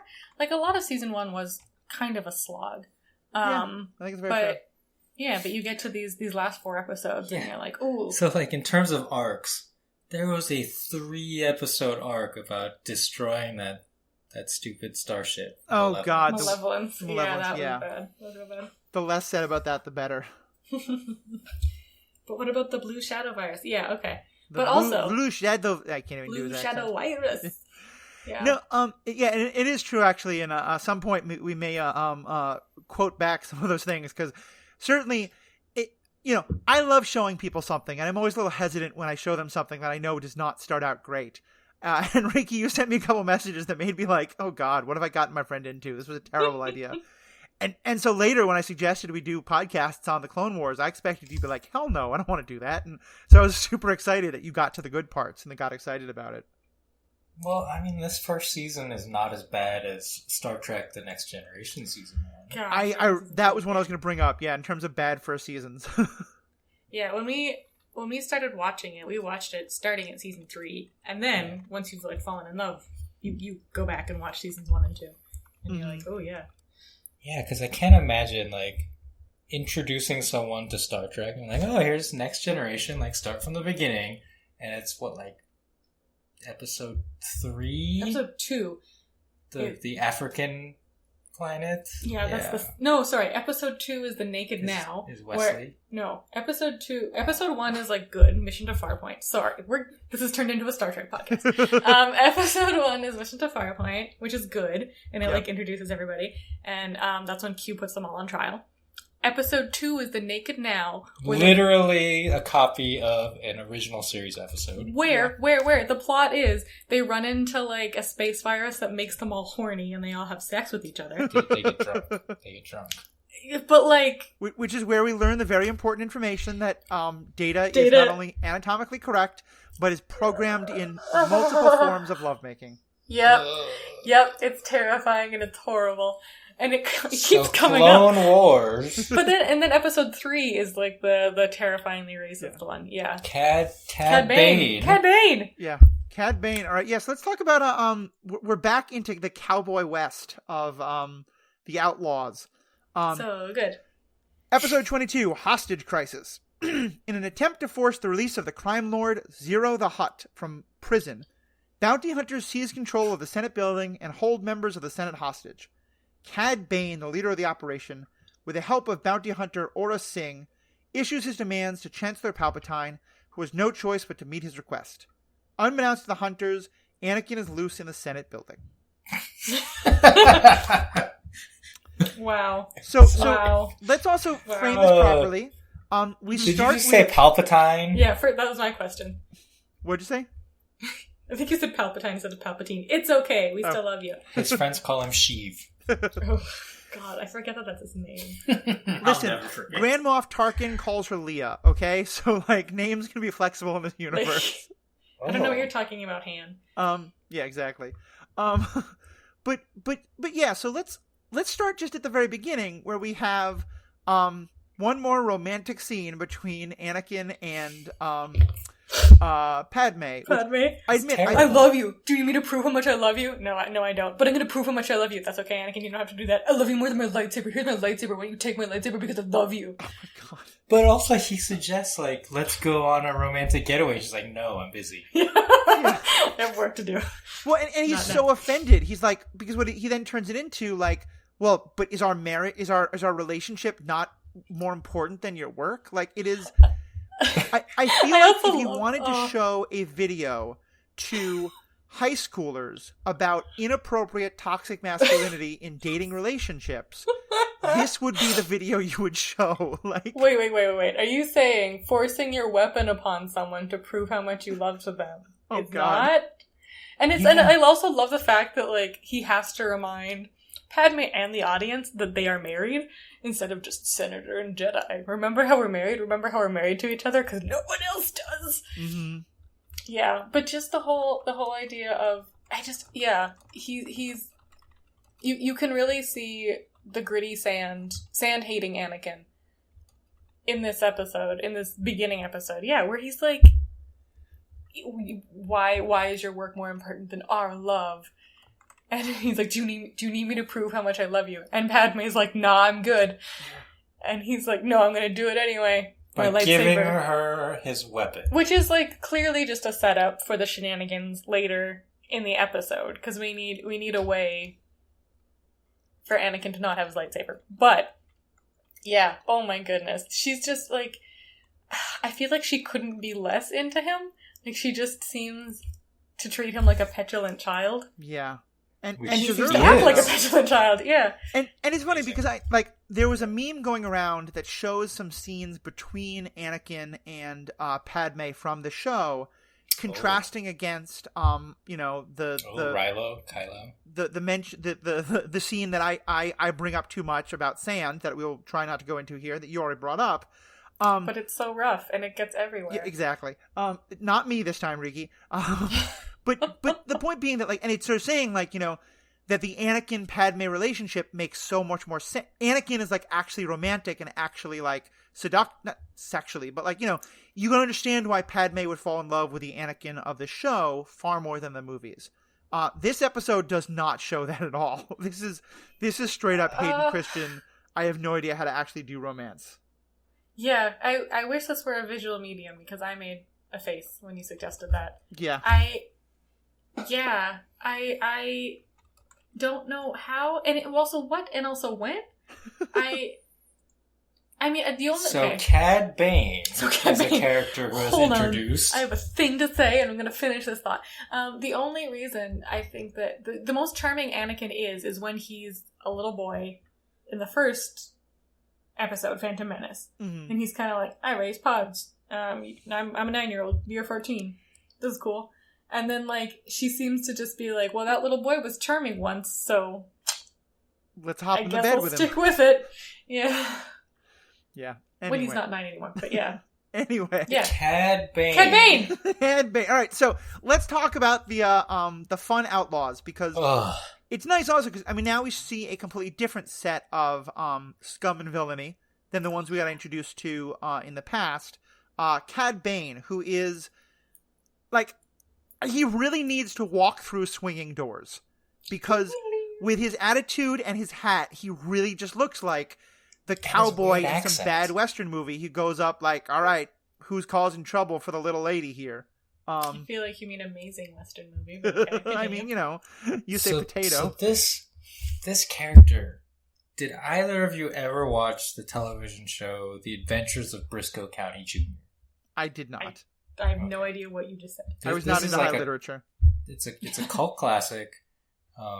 Bruce Campbell was the star. Oh, of Evil Dead fame? Yes. Okay. Of Burn Notice fame, please. Sorry. Go on. And it had kind of a Hercules, the Legendary Journeys / Xena vibe of like action adventure with just kind of self-referential comedy attached. And the primary villain of the show, really like Cad Bane reminds me of him. Yeah. Of just like this sinister yet kind of lovable evil. Mm-hmm. Kind of lovable. Extremely lovable. Yeah, I mean, there's some definite scenery chewing that's happening from this character, and I am absolutely here for it. It was a very nice change, and he just is like... now I'm forgetting, what's the name of the other scum and villainy leader who had taken everyone prisoner a couple episodes back? Hondo Ohnaka? Yeah, like, this is a very different kind of person, but I love him as well. Like, I just find him so much fun to watch on screen. And they both have that, like, I don't know, that certain je ne sais quoi of, like, ridiculousness, but not too ridiculous. Yeah. Like, they're very caricature-ish, and, like, Hondo Ohnaka is just space pirate. Cad Bane is just space cowboy. But it's just done so well, and it's so charming, that this is, like, this might be my favorite episode. I can see that. Season 1. Just because this is, like, the shenanigans that I want. Yeah. I also, like, I think it's interesting that this episode, similar to the episode earlier on with the clones, is an out of order episode, in that in later seasons we get the bookends of this episode. Which that's I think right. is interesting. But yeah, some more Cad Bane to come. But yeah, he's great. I love. We were talking about his voice earlier, and I love that it's like part cowboy accent, part weird vocal modulation, because he has those like tubes in his face, but it's not taken to the nth like it was with Wat Tambor, where it was just like annoying to listen to. Yeah, it's not quite Christian Bale Batman levels of Yeah, that too. That's maybe a better comparison. I don't know what you're talking about. Here's the scene though that I want to see. I want to see him and Hondo get together and tell stories. Oh my gosh. And at one point, Hondo listens to his story about what happened and says, "So, do you understand what hostage means?" Because the whole time Anakin's running around doing stuff that he doesn't want him to do, what Cad Bane never even comes close to the idea of is, hey, Anakin, stop doing that or I'll kill a hostage. Like, it never occurs to him that, like, that's the biggest bargaining chip he has. Instead, he just keeps sending, like, groups of 2 against a Jedi, and then he sends it again because, the Jedi doesn't have his lightsaber, so, of course, he's powerless. Like, yeah. I was just like, you have hostages. That's how you negotiate, dude. Come on. I feel like... Does he have a code? Well, not just a code. I feel like he didn't want it to get that messy. Because, like, he was there to do one job, which was liberate Zero the Hutt. Right. That's what he was paid for. Another charming Southern accent. Also love Zero the Hutt so much. I know you disagree, Matthew, but he's amazing. And yeah, so he was just there to free Zero. That's what he's getting paid for. And I feel like murdering senators might get him a little more heat than he's being paid for. Yeah, but clearly he's ready to blow them all up. You know, I mean, that's his thing at the end. And if he's not ready to do that, like, is the whole thing a bluff? Because the only thing stopping anyone from coming in to get him in the beginning is the fact that he's, he has them hostage. So let me just say, let me say something on Zero. I think he would be a charming character if not for 2 things. One is, I don't want that from a Hutt. I want the Hutts to be Jabba. I want them to be scary and imposing, and like, there's none of that with this character. I mean, to your credit, I don't think Jabba wants this from a Hutt either. That's also true. I think my other thing is, and this is kind of like relevant to some of the conversations we were having earlier, in terms of like how deep we're looking into these things. He seems kind of gay coded in a way that I wasn't really fully comfortable with, and that he's so like flamboyantly, like, he's presented as male, but in a very like high pitched, whiny, feminine, complaining. Like it's in the way that like there's races that are portrayed as they're never outright saying it, but they're kind of playing upon racist stereotypes in the audience. It felt to me that there was a kind of a little bit of like playing on homophobia in the audience, in that it's not that they invented the trope; it's a very common trope. But this definitely felt like kind of a queer-coded villain to me, or a queer-coded character. Yeah, I definitely see where you're coming from. I definitely got more like genteel, landowning Louisiana. Mm-hmm. That's fair. Like he's gonna be sitting on his plantation and like declaring things from his porch. So later on in the series, we go back to Zero's home planet and actual like home. Like we meet his mom, and it's like a swamp with a rickety porch and a rocking chair. Yeah, and he also in the bookend episodes, we also meet his girlfriend. Yeah. Oh yeah. Hey. But yeah, I mean, I definitely like a comparison that I sort of thought of immediately was in Of Mice and Men, the farm worker's son is. It's been. Oh yeah. 25 years. Yeah, but he's like his main. The thing they say about him, I forget his name entirely. I'm sorry. Is like he wears gloves filled with Vaseline. Yes. And that's like meant to imply that like he doesn't get his hands dirty, or like he wants to soften the calluses on his hands because he doesn't want to like appear to have been Does that work? A farm laborer, I guess. I don't know. But I think again, there like you were saying, there's some sort of like homophobia coding in that too. Yeah. So like I get what you're saying. It's an element of like he's not a real man kind of a thing, you know. Mm-hmm. Yeah. And you're right. I mean, I think I don't like this for the Hutts, but that once we have, you know, the down on the Bayou with the Hutts, it is kind of a very funny episode. So I will appreciate it more once we get to that. Yes. Let's go into the question that I started to raise about the last episode, but it's even more so in this one. We've not really talked much this season about Chancellor Palpatine. Palpatine. I honestly just don't remember which is right. It's Palpatine. The person who I will never believe has any family relationship to Rey. Oh my gosh. But who? So let me just start with this. Mm-hmm. Do you think that there's and actually maybe Sarah, you can speak to this because you watched it. Do you think that young kids watching this don't know that he is also Darth Sidious, or is it supposed to be clear to everyone that he is obviously the bad guy pulling the strings in the background? Huh. That is really interesting. I don't think so. So when I watched the prequels, I didn't realize that Palpatine is Sidious. Mm-hmm. Yeah. In the actual plot of the movies, I don't think you know until episode 3. You don't know until the very end. And I mean, I didn't even realize that Anakin was like Darth Vader. So I mean, that's fair. But I was also 7.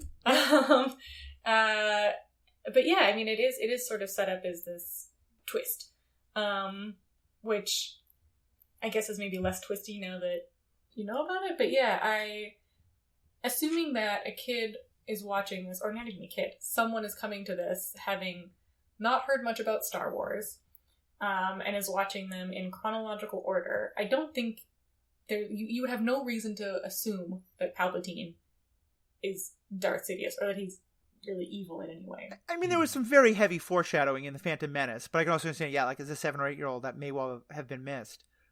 Yeah, that was not heavy. He like looks at Anakin and says like, "We will take great interest in your career," or whatever. Mm-hmm. I think there's a couple other moments that I remember.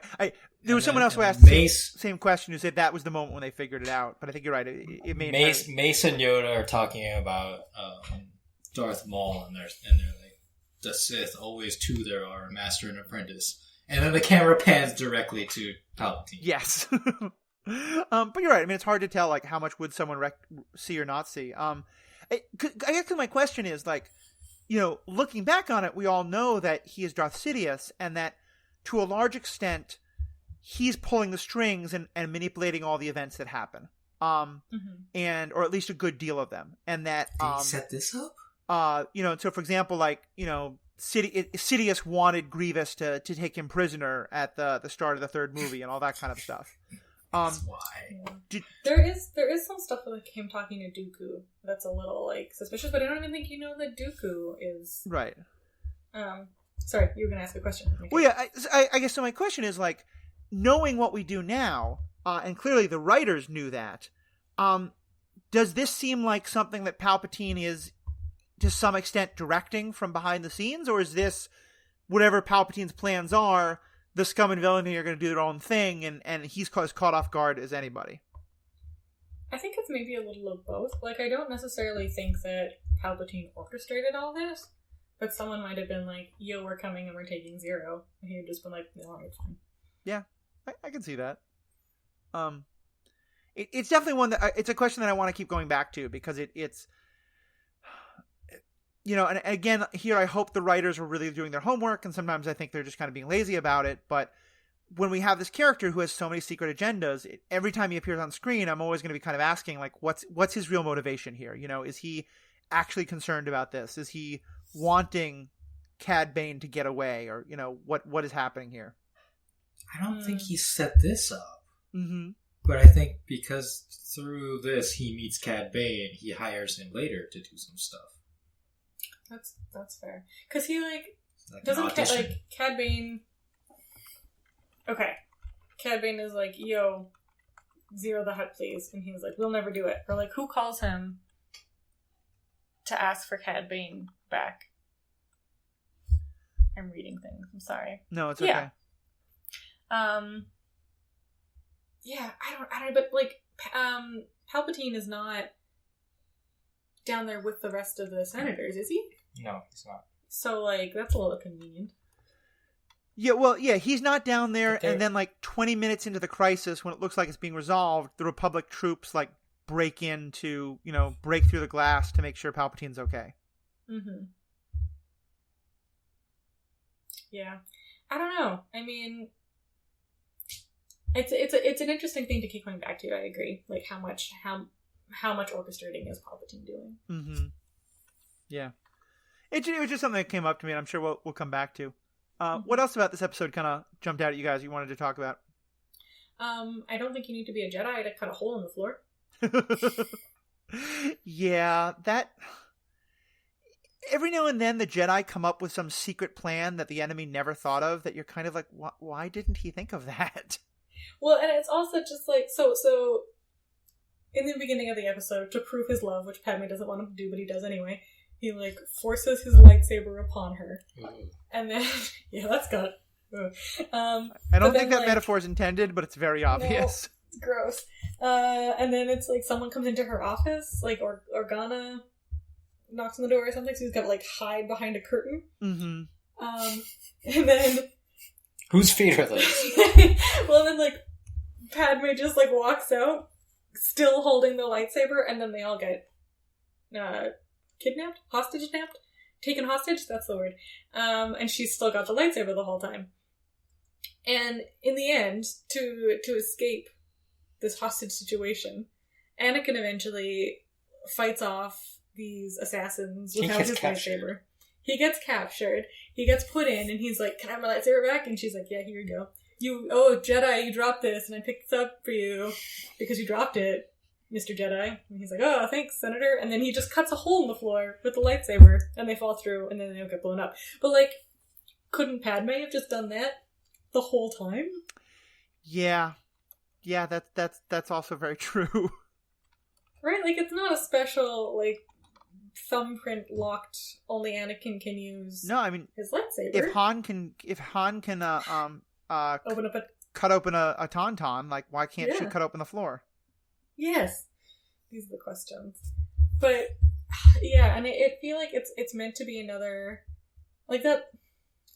Why does Padme have this lightsaber? Should be another huge tip off, except for the fact that no, these two have no chemistry whatsoever. Mm-hmm. So there's no way Bail Organa is going to be something going on with you two. He's like, no, clearly you barely even like each other. We have hit that part in the, if this was a teen rom-com, my ability to suspend disbelief that no one around them has noticed is completely out the window. Obi-Wan has noticed. Yeah. But I'm convinced. maybe, but even then, like, I think they just have so little chemistry that I think it's completely believable that they're not husband and wife, because my goodness, they should not be husband and wife. I mean, they can't be husband and wife because they fight too much is unfortunately far too hopeful about marriage in the modern day and age. Well, not even they fight too much. They don't even really fight. They just don't even seem to like each other. Yeah. No, I get that. I mean, certainly we're not... I think in later seasons we see a lot more of that connection between them. We're not seeing it all here. I think that's something I would definitely agree with. Yeah, jeez. Well, there's also some other, like, wonderful characters. Oh, yeah. In this episode. So this is the first time we see Aura sing. Sure is. Yeah. And she is someone that had so much hype after the Phantom Menace. So it's like worse than Boba Fett. Mm-hmm. Boba Fett at least has like 3 lines in Empire and captures Han Solo, right? Aura Singh is standing like on top of a hill with her like big rifle during the pod race. Interesting. I do not remember where it's saying from the prequels. Well, you wouldn't, because she's standing on top of a hill with her rifle. I have literally no memory of who you're talking about. And the only reason I knew about her at this point was they made her a character in one of the card games. Mm-hmm. And she was like super powerful and a bounty hunter. It's like, who the heck is this character? It's like, oh, she was standing on the hill during the pod race. But she like coming out of that, like based on her attributes in the card game, she had like Boba Fett type aura around her. An aura thing? Yeah. In terms of how powerful she was. Because Aura Singh's her name. Yeah. And you said she had an aura. That's interesting, because I noticed, like, okay, there seems to be like a badass woman pirate with them, or part of the gang with a interesting mohawk, but I didn't know anything that she was like kind of a known character. Yeah. And then she gets name dropped in Solo, right? Mm-hmm. Does she? I've blanked out most of that movie. What? Oh, I like Solo. There's also like the moist fellow. What? I know. I'm trying to find his name. He's like, so there's another one of the it's the same species as Hondo. Okay. Is part of a gang of bounty hunters. So another of the space pirates. Is it just his lieutenant? Because he think had so. like the I same think it's Australian the same accent. and the same hat. Yeah, the Weequay. Yes. This is the one who's kind of like the computer hacker, and he's kind of small and diminutive, and... No. This is the guy who looks... He's the same species as Hondo Ohnaka, and he's like got a little sassy beret on. Okay. I think I know who you're talking about, yeah. Yeah. I would like to know the small computer hacker guy's name, because he is adorable. It's definitely something I like. Referred to as moist. But yeah, they filled out the world a little bit more. Like each, instead of it just being like Hondo and his sidekick and like 10 utterly replaceable pirates, it's like there's 5 different people in this gang, and they each have a very distinct role and a distinct character, and I really appreciated that. Yeah, Robanio is. I found him. Okay, Robanio is his name. He is a patrolan from Petrolia, and yeah, he's like a little computer hacker dude who's small and like sounds like he just got out of a pool. He has like fish gills. And yeah, it's very... I don't know. He's charming. He shows up in later heist-related episodes and is just like kind of bumbling, but like bumbling in the sort of Columbo kind of way, where I think he's like pretending to bumble. You gotta have your computer guy. Yeah. It's just like, if there was a show that was just these guys, these bounty hunters, I would watch it 100%. Doesn't that exist? It better. It should. But yeah, Aura Singh, in this episode, she also gets to be cool but also mysterious. Does she even like have any lines? I don't know. I think maybe just like, okay, we'll go get, like, she gets ordered in the second round to go get Anakin. Now they know he doesn't have his lightsaber. I think she says like, okay, boss, or something. That's about it. Yeah.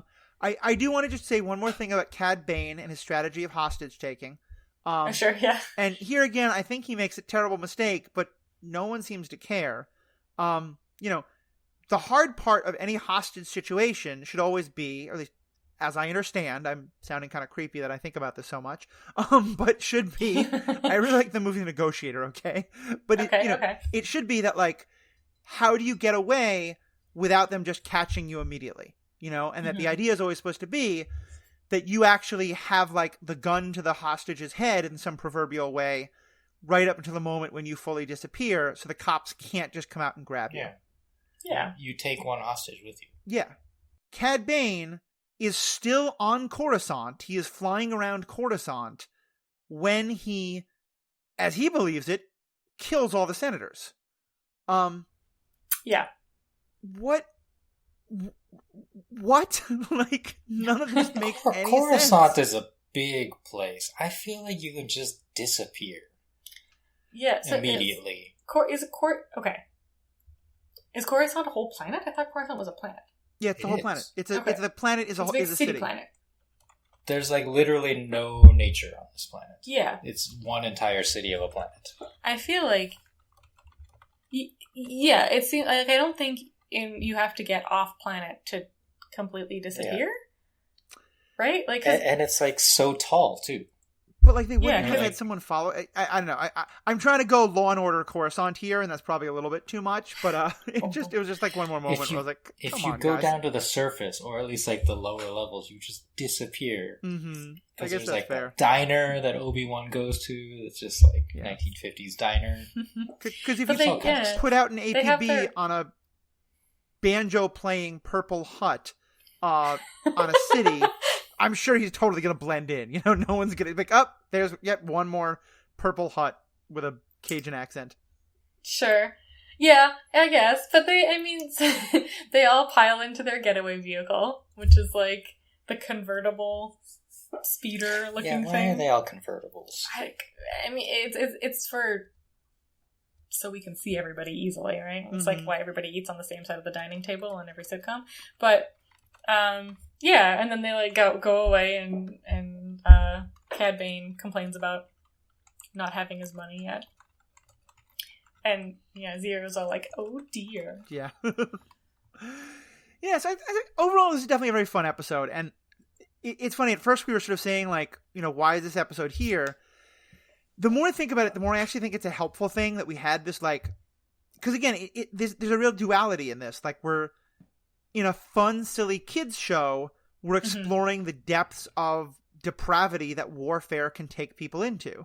And so I kind of like, the more I think about it, at first it seemed very out of place, but the more I think about it, especially if this was like a weekly show right before, the season break, I think I like having like this very intense trilogy. And then, this kind of fun one-off, as you said, Sarah, like remembering what you love about this before we get back into the intensity. Yeah, it's a super nice palate cleanser. Isn't season 2 like the bounty hunter themed season? I think so, yeah. It starts with the holocron. Yeah. Again, people may not have seen it yet, so let's not get too many spoilers. That is the name of the episode. But yeah. Each season has a theme about it. Mm-hmm. And I guess this one was the clones theme?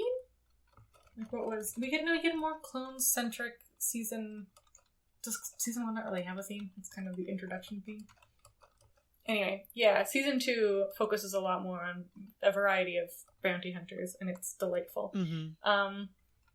But yeah, I think it's a nice way to end the season by having this fun episode. Like, I don't think I would want to end on the previous episode, even the Ryloth arc, just because, like, as good as it is really heavy.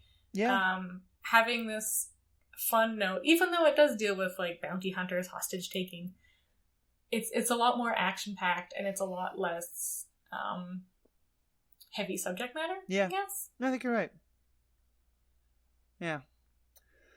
Any on that subject? Any other kind of last things, or can we transition to our own little bit of lightheartedness and do one more guessing game about the propaganda messages at the end? Yeah, let's do that. Ricky has gone to retrieve his laptop and will return momentarily. Also, my cat's knocking stuff off of the counter behind us. I'm sorry. Because we're both working from home now, we had to restructure our apartment a little bit. So I'm in a fun new location, which is where we record from. Okay, he's back. Are you ready?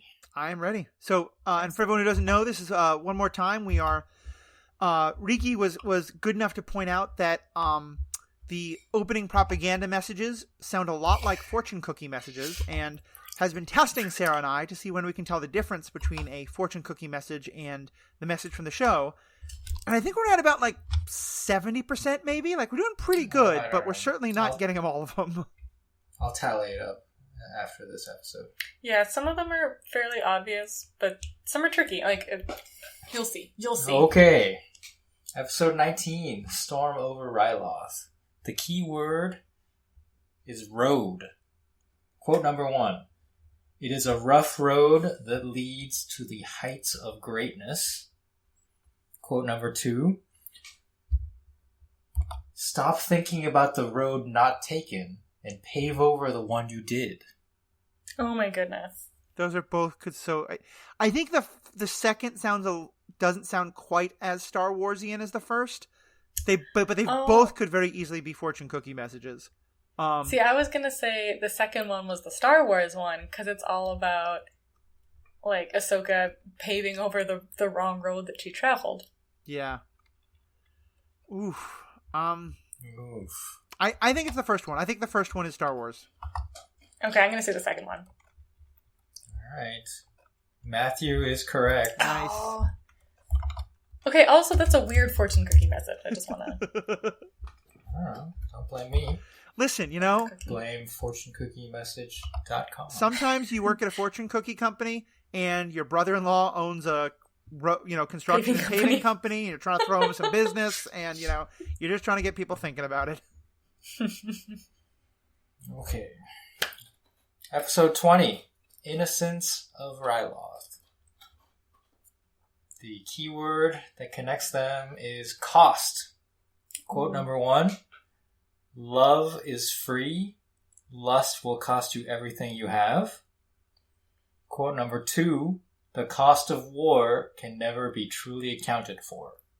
Okay, it's obviously number 2. Yeah, right? the second one sounds very in line with what the episode's about, and I feel like lust is a little bit too much of a PG-13 word for this show. Yeah, the idea of like systemic racism, not too much of a PG-13 idea. But yeah, no, I totally agree. But it's also like a weird fortune cookie message. Yeah, you're correct. Okay. And that one, like I said, especially like starting in season 2 when there's a lot more stuff to do with war and whatnot, I don't think we can play this game, and that one was definitely difficult because it's like I can't use the keyword war. That's just There's not a lot of fortune cookies dealing with war.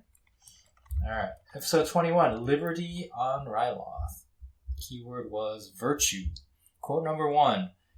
What's vice today may be virtue tomorrow. And quote number 2, compromise is a virtue to be cultivated, not a weakness to be despised. Oh my goodness. Okay. My initial reaction was it has to be number 2 because number 1 sounded so fortune cookie-y, but number 2 sounds very fortune cookie-y as well. Yeah, but this whole episode... Oh, no, wait, no, this is... Which one? This is the one about... This is the freedom fighter who's occupying us while you occupy the That episode is all about them learning to compromise. So I think it's that one. Yeah, I'll go with you on that. Wow. You are correct. Nice. Yay. Episode 22, Hostage Crisis. Keyword is trust. Quote number 1, a secret shared is a trust formed. Quote number 2, trust your intuition. Okay, I have to abstain because I in one of the episode wikis I read that. Okay. I read the line. I think the first one is the Star Wars one. The second one just like it's weird because the first one doesn't quite line up with what this episode is about, but the second one is just so clearly a fortune cookie message that I think it has to be the first one. The first one is Star Wars. A secret shared is a trust formed. You are correct. Yeah. Okay. Right. I saw that on the episode wiki, and I was like, why is this quote here? That's weird. Because you're right, it doesn't make a ton of sense. Oh, it's listed as the moral. So instead of the propaganda message, it's the moral at the beginning of the episodes. Yeah. Huh. I also That is a weird one. A secret shared is a trust formed. Are they talking about Anakin and Padme? Presumably. Weird. Yeah.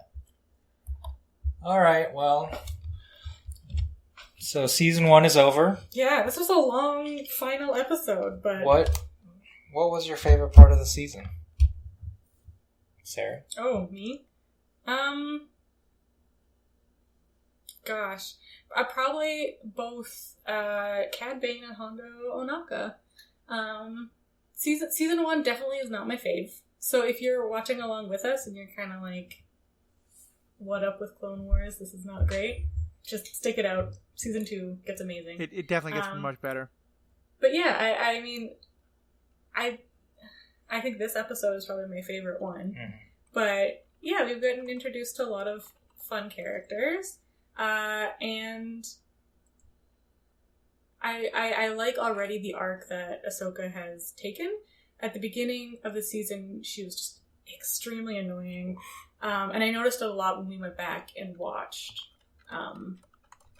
it over again. And by the end of the season, she's grown a lot. So I think that's awesome. Yeah, my favorite characters are Cad Bane, Hondo Ohnaka, and Ventress.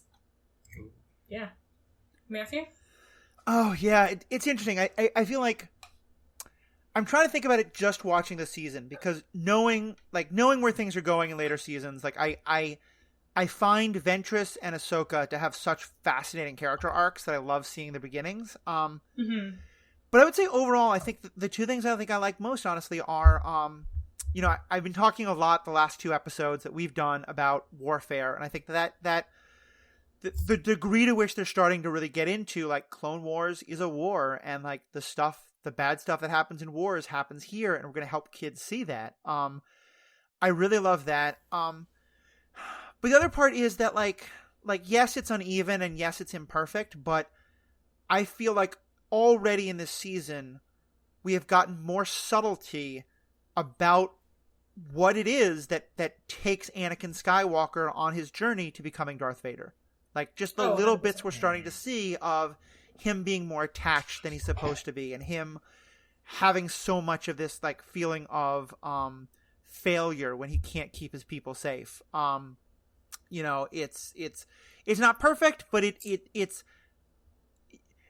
for me, as someone who grew up watching the original trilogy over and over again, I remember I had a long set of conversations with my best friend Paul, who really helped me, like, shift my understanding from thinking that the main protagonist of the original series was Luke to realizing it's Darth Vader, like, that it really is his story. And so when I first heard the prequels were coming out, the only thing I cared about was that we were going to get to see the fall of Anakin Skywalker. And I was so fundamentally disappointed with how the movies did that I think I'm just, even just in this one season, we're starting to see the subtlety that those movies never got to, that I'm so here for it. I'm really excited to see more of it. Yeah, definitely. And I think, like, at end of season 1, Anakin is still very much the hero of this show. Yeah. All right. Well, my favorite thing, I think, has been the clones. Really getting to see, even though they're all voiced by the same voice actor, getting to see different personalities in them, especially Rex, who is new to us via the show, and just seeing him develop as a character. And of course, like, most of these are one-shot clones, but, the one we just talked about with Waxer and Boyle was very good. And then the Rookies one, where Rex and Cody interact with the new clones, was also very nice. So especially, it's called Clone Wars, and they're such an integral part of the story. I think getting to know individual clones has been delightful. Yeah. And I'll say maybe the best thing I can say about the season is, like, everything that you all just said I was thinking as you say it, oh wait, no, maybe that should be my favorite. Like, Yeah. It's there was a lot of really bad episodes, but still, like, the fact that we have so many different things we could point to of, like, overall themes of the season, it's to me one of the best endorsements of why this show is like TNG and like a lot of other shows. You got to slog through the first season, but there's a lot of good stuff coming up. And I think also, like, TNG, like, it had a great first episode. And I think, like, thinking back to it even now, that first episode where Yoda. Yeah, where Yoda's taking these clones through the Toydarians?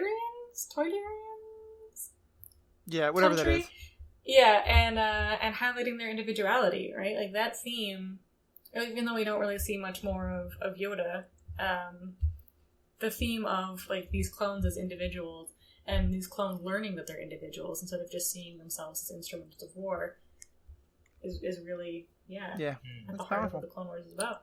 Well, even those bad episodes, hopefully they sold a lot of toys. Yeah, I have no doubt about it. You know what? I'm not that worried about George Lucas. I think he's doing okay. He'll be okay. Yeah.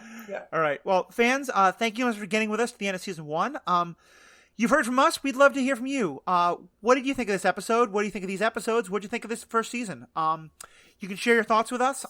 We have Twitter, we have Facebook, we have Gmail. I realize I may have been saying the wrong ones in my speech, but all of them, links to them are in the show notes.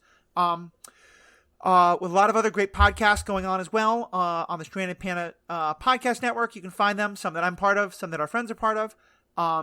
Guys, thank you so much. We'll look forward to I'm going to take a bit of a hiatus after this episode because I'm about to move, and doing that in the midst of a quarantine time means that my partner and I have about 10 pieces of IKEA furniture we're going to be putting together all by ourselves. So it's a little, and my work has gotten very crazy because my work is actually all about helping kids get access to technology, which is so vital now with the distance learning and stuff. So we'll probably take a hiatus for a week or two, but we will be back. And until then, Riki, Sarah, thank you all so much. To our listeners, thank you. Have a good day. Thanks. Are you going to say thank you? I have spoken. Okay. There you go.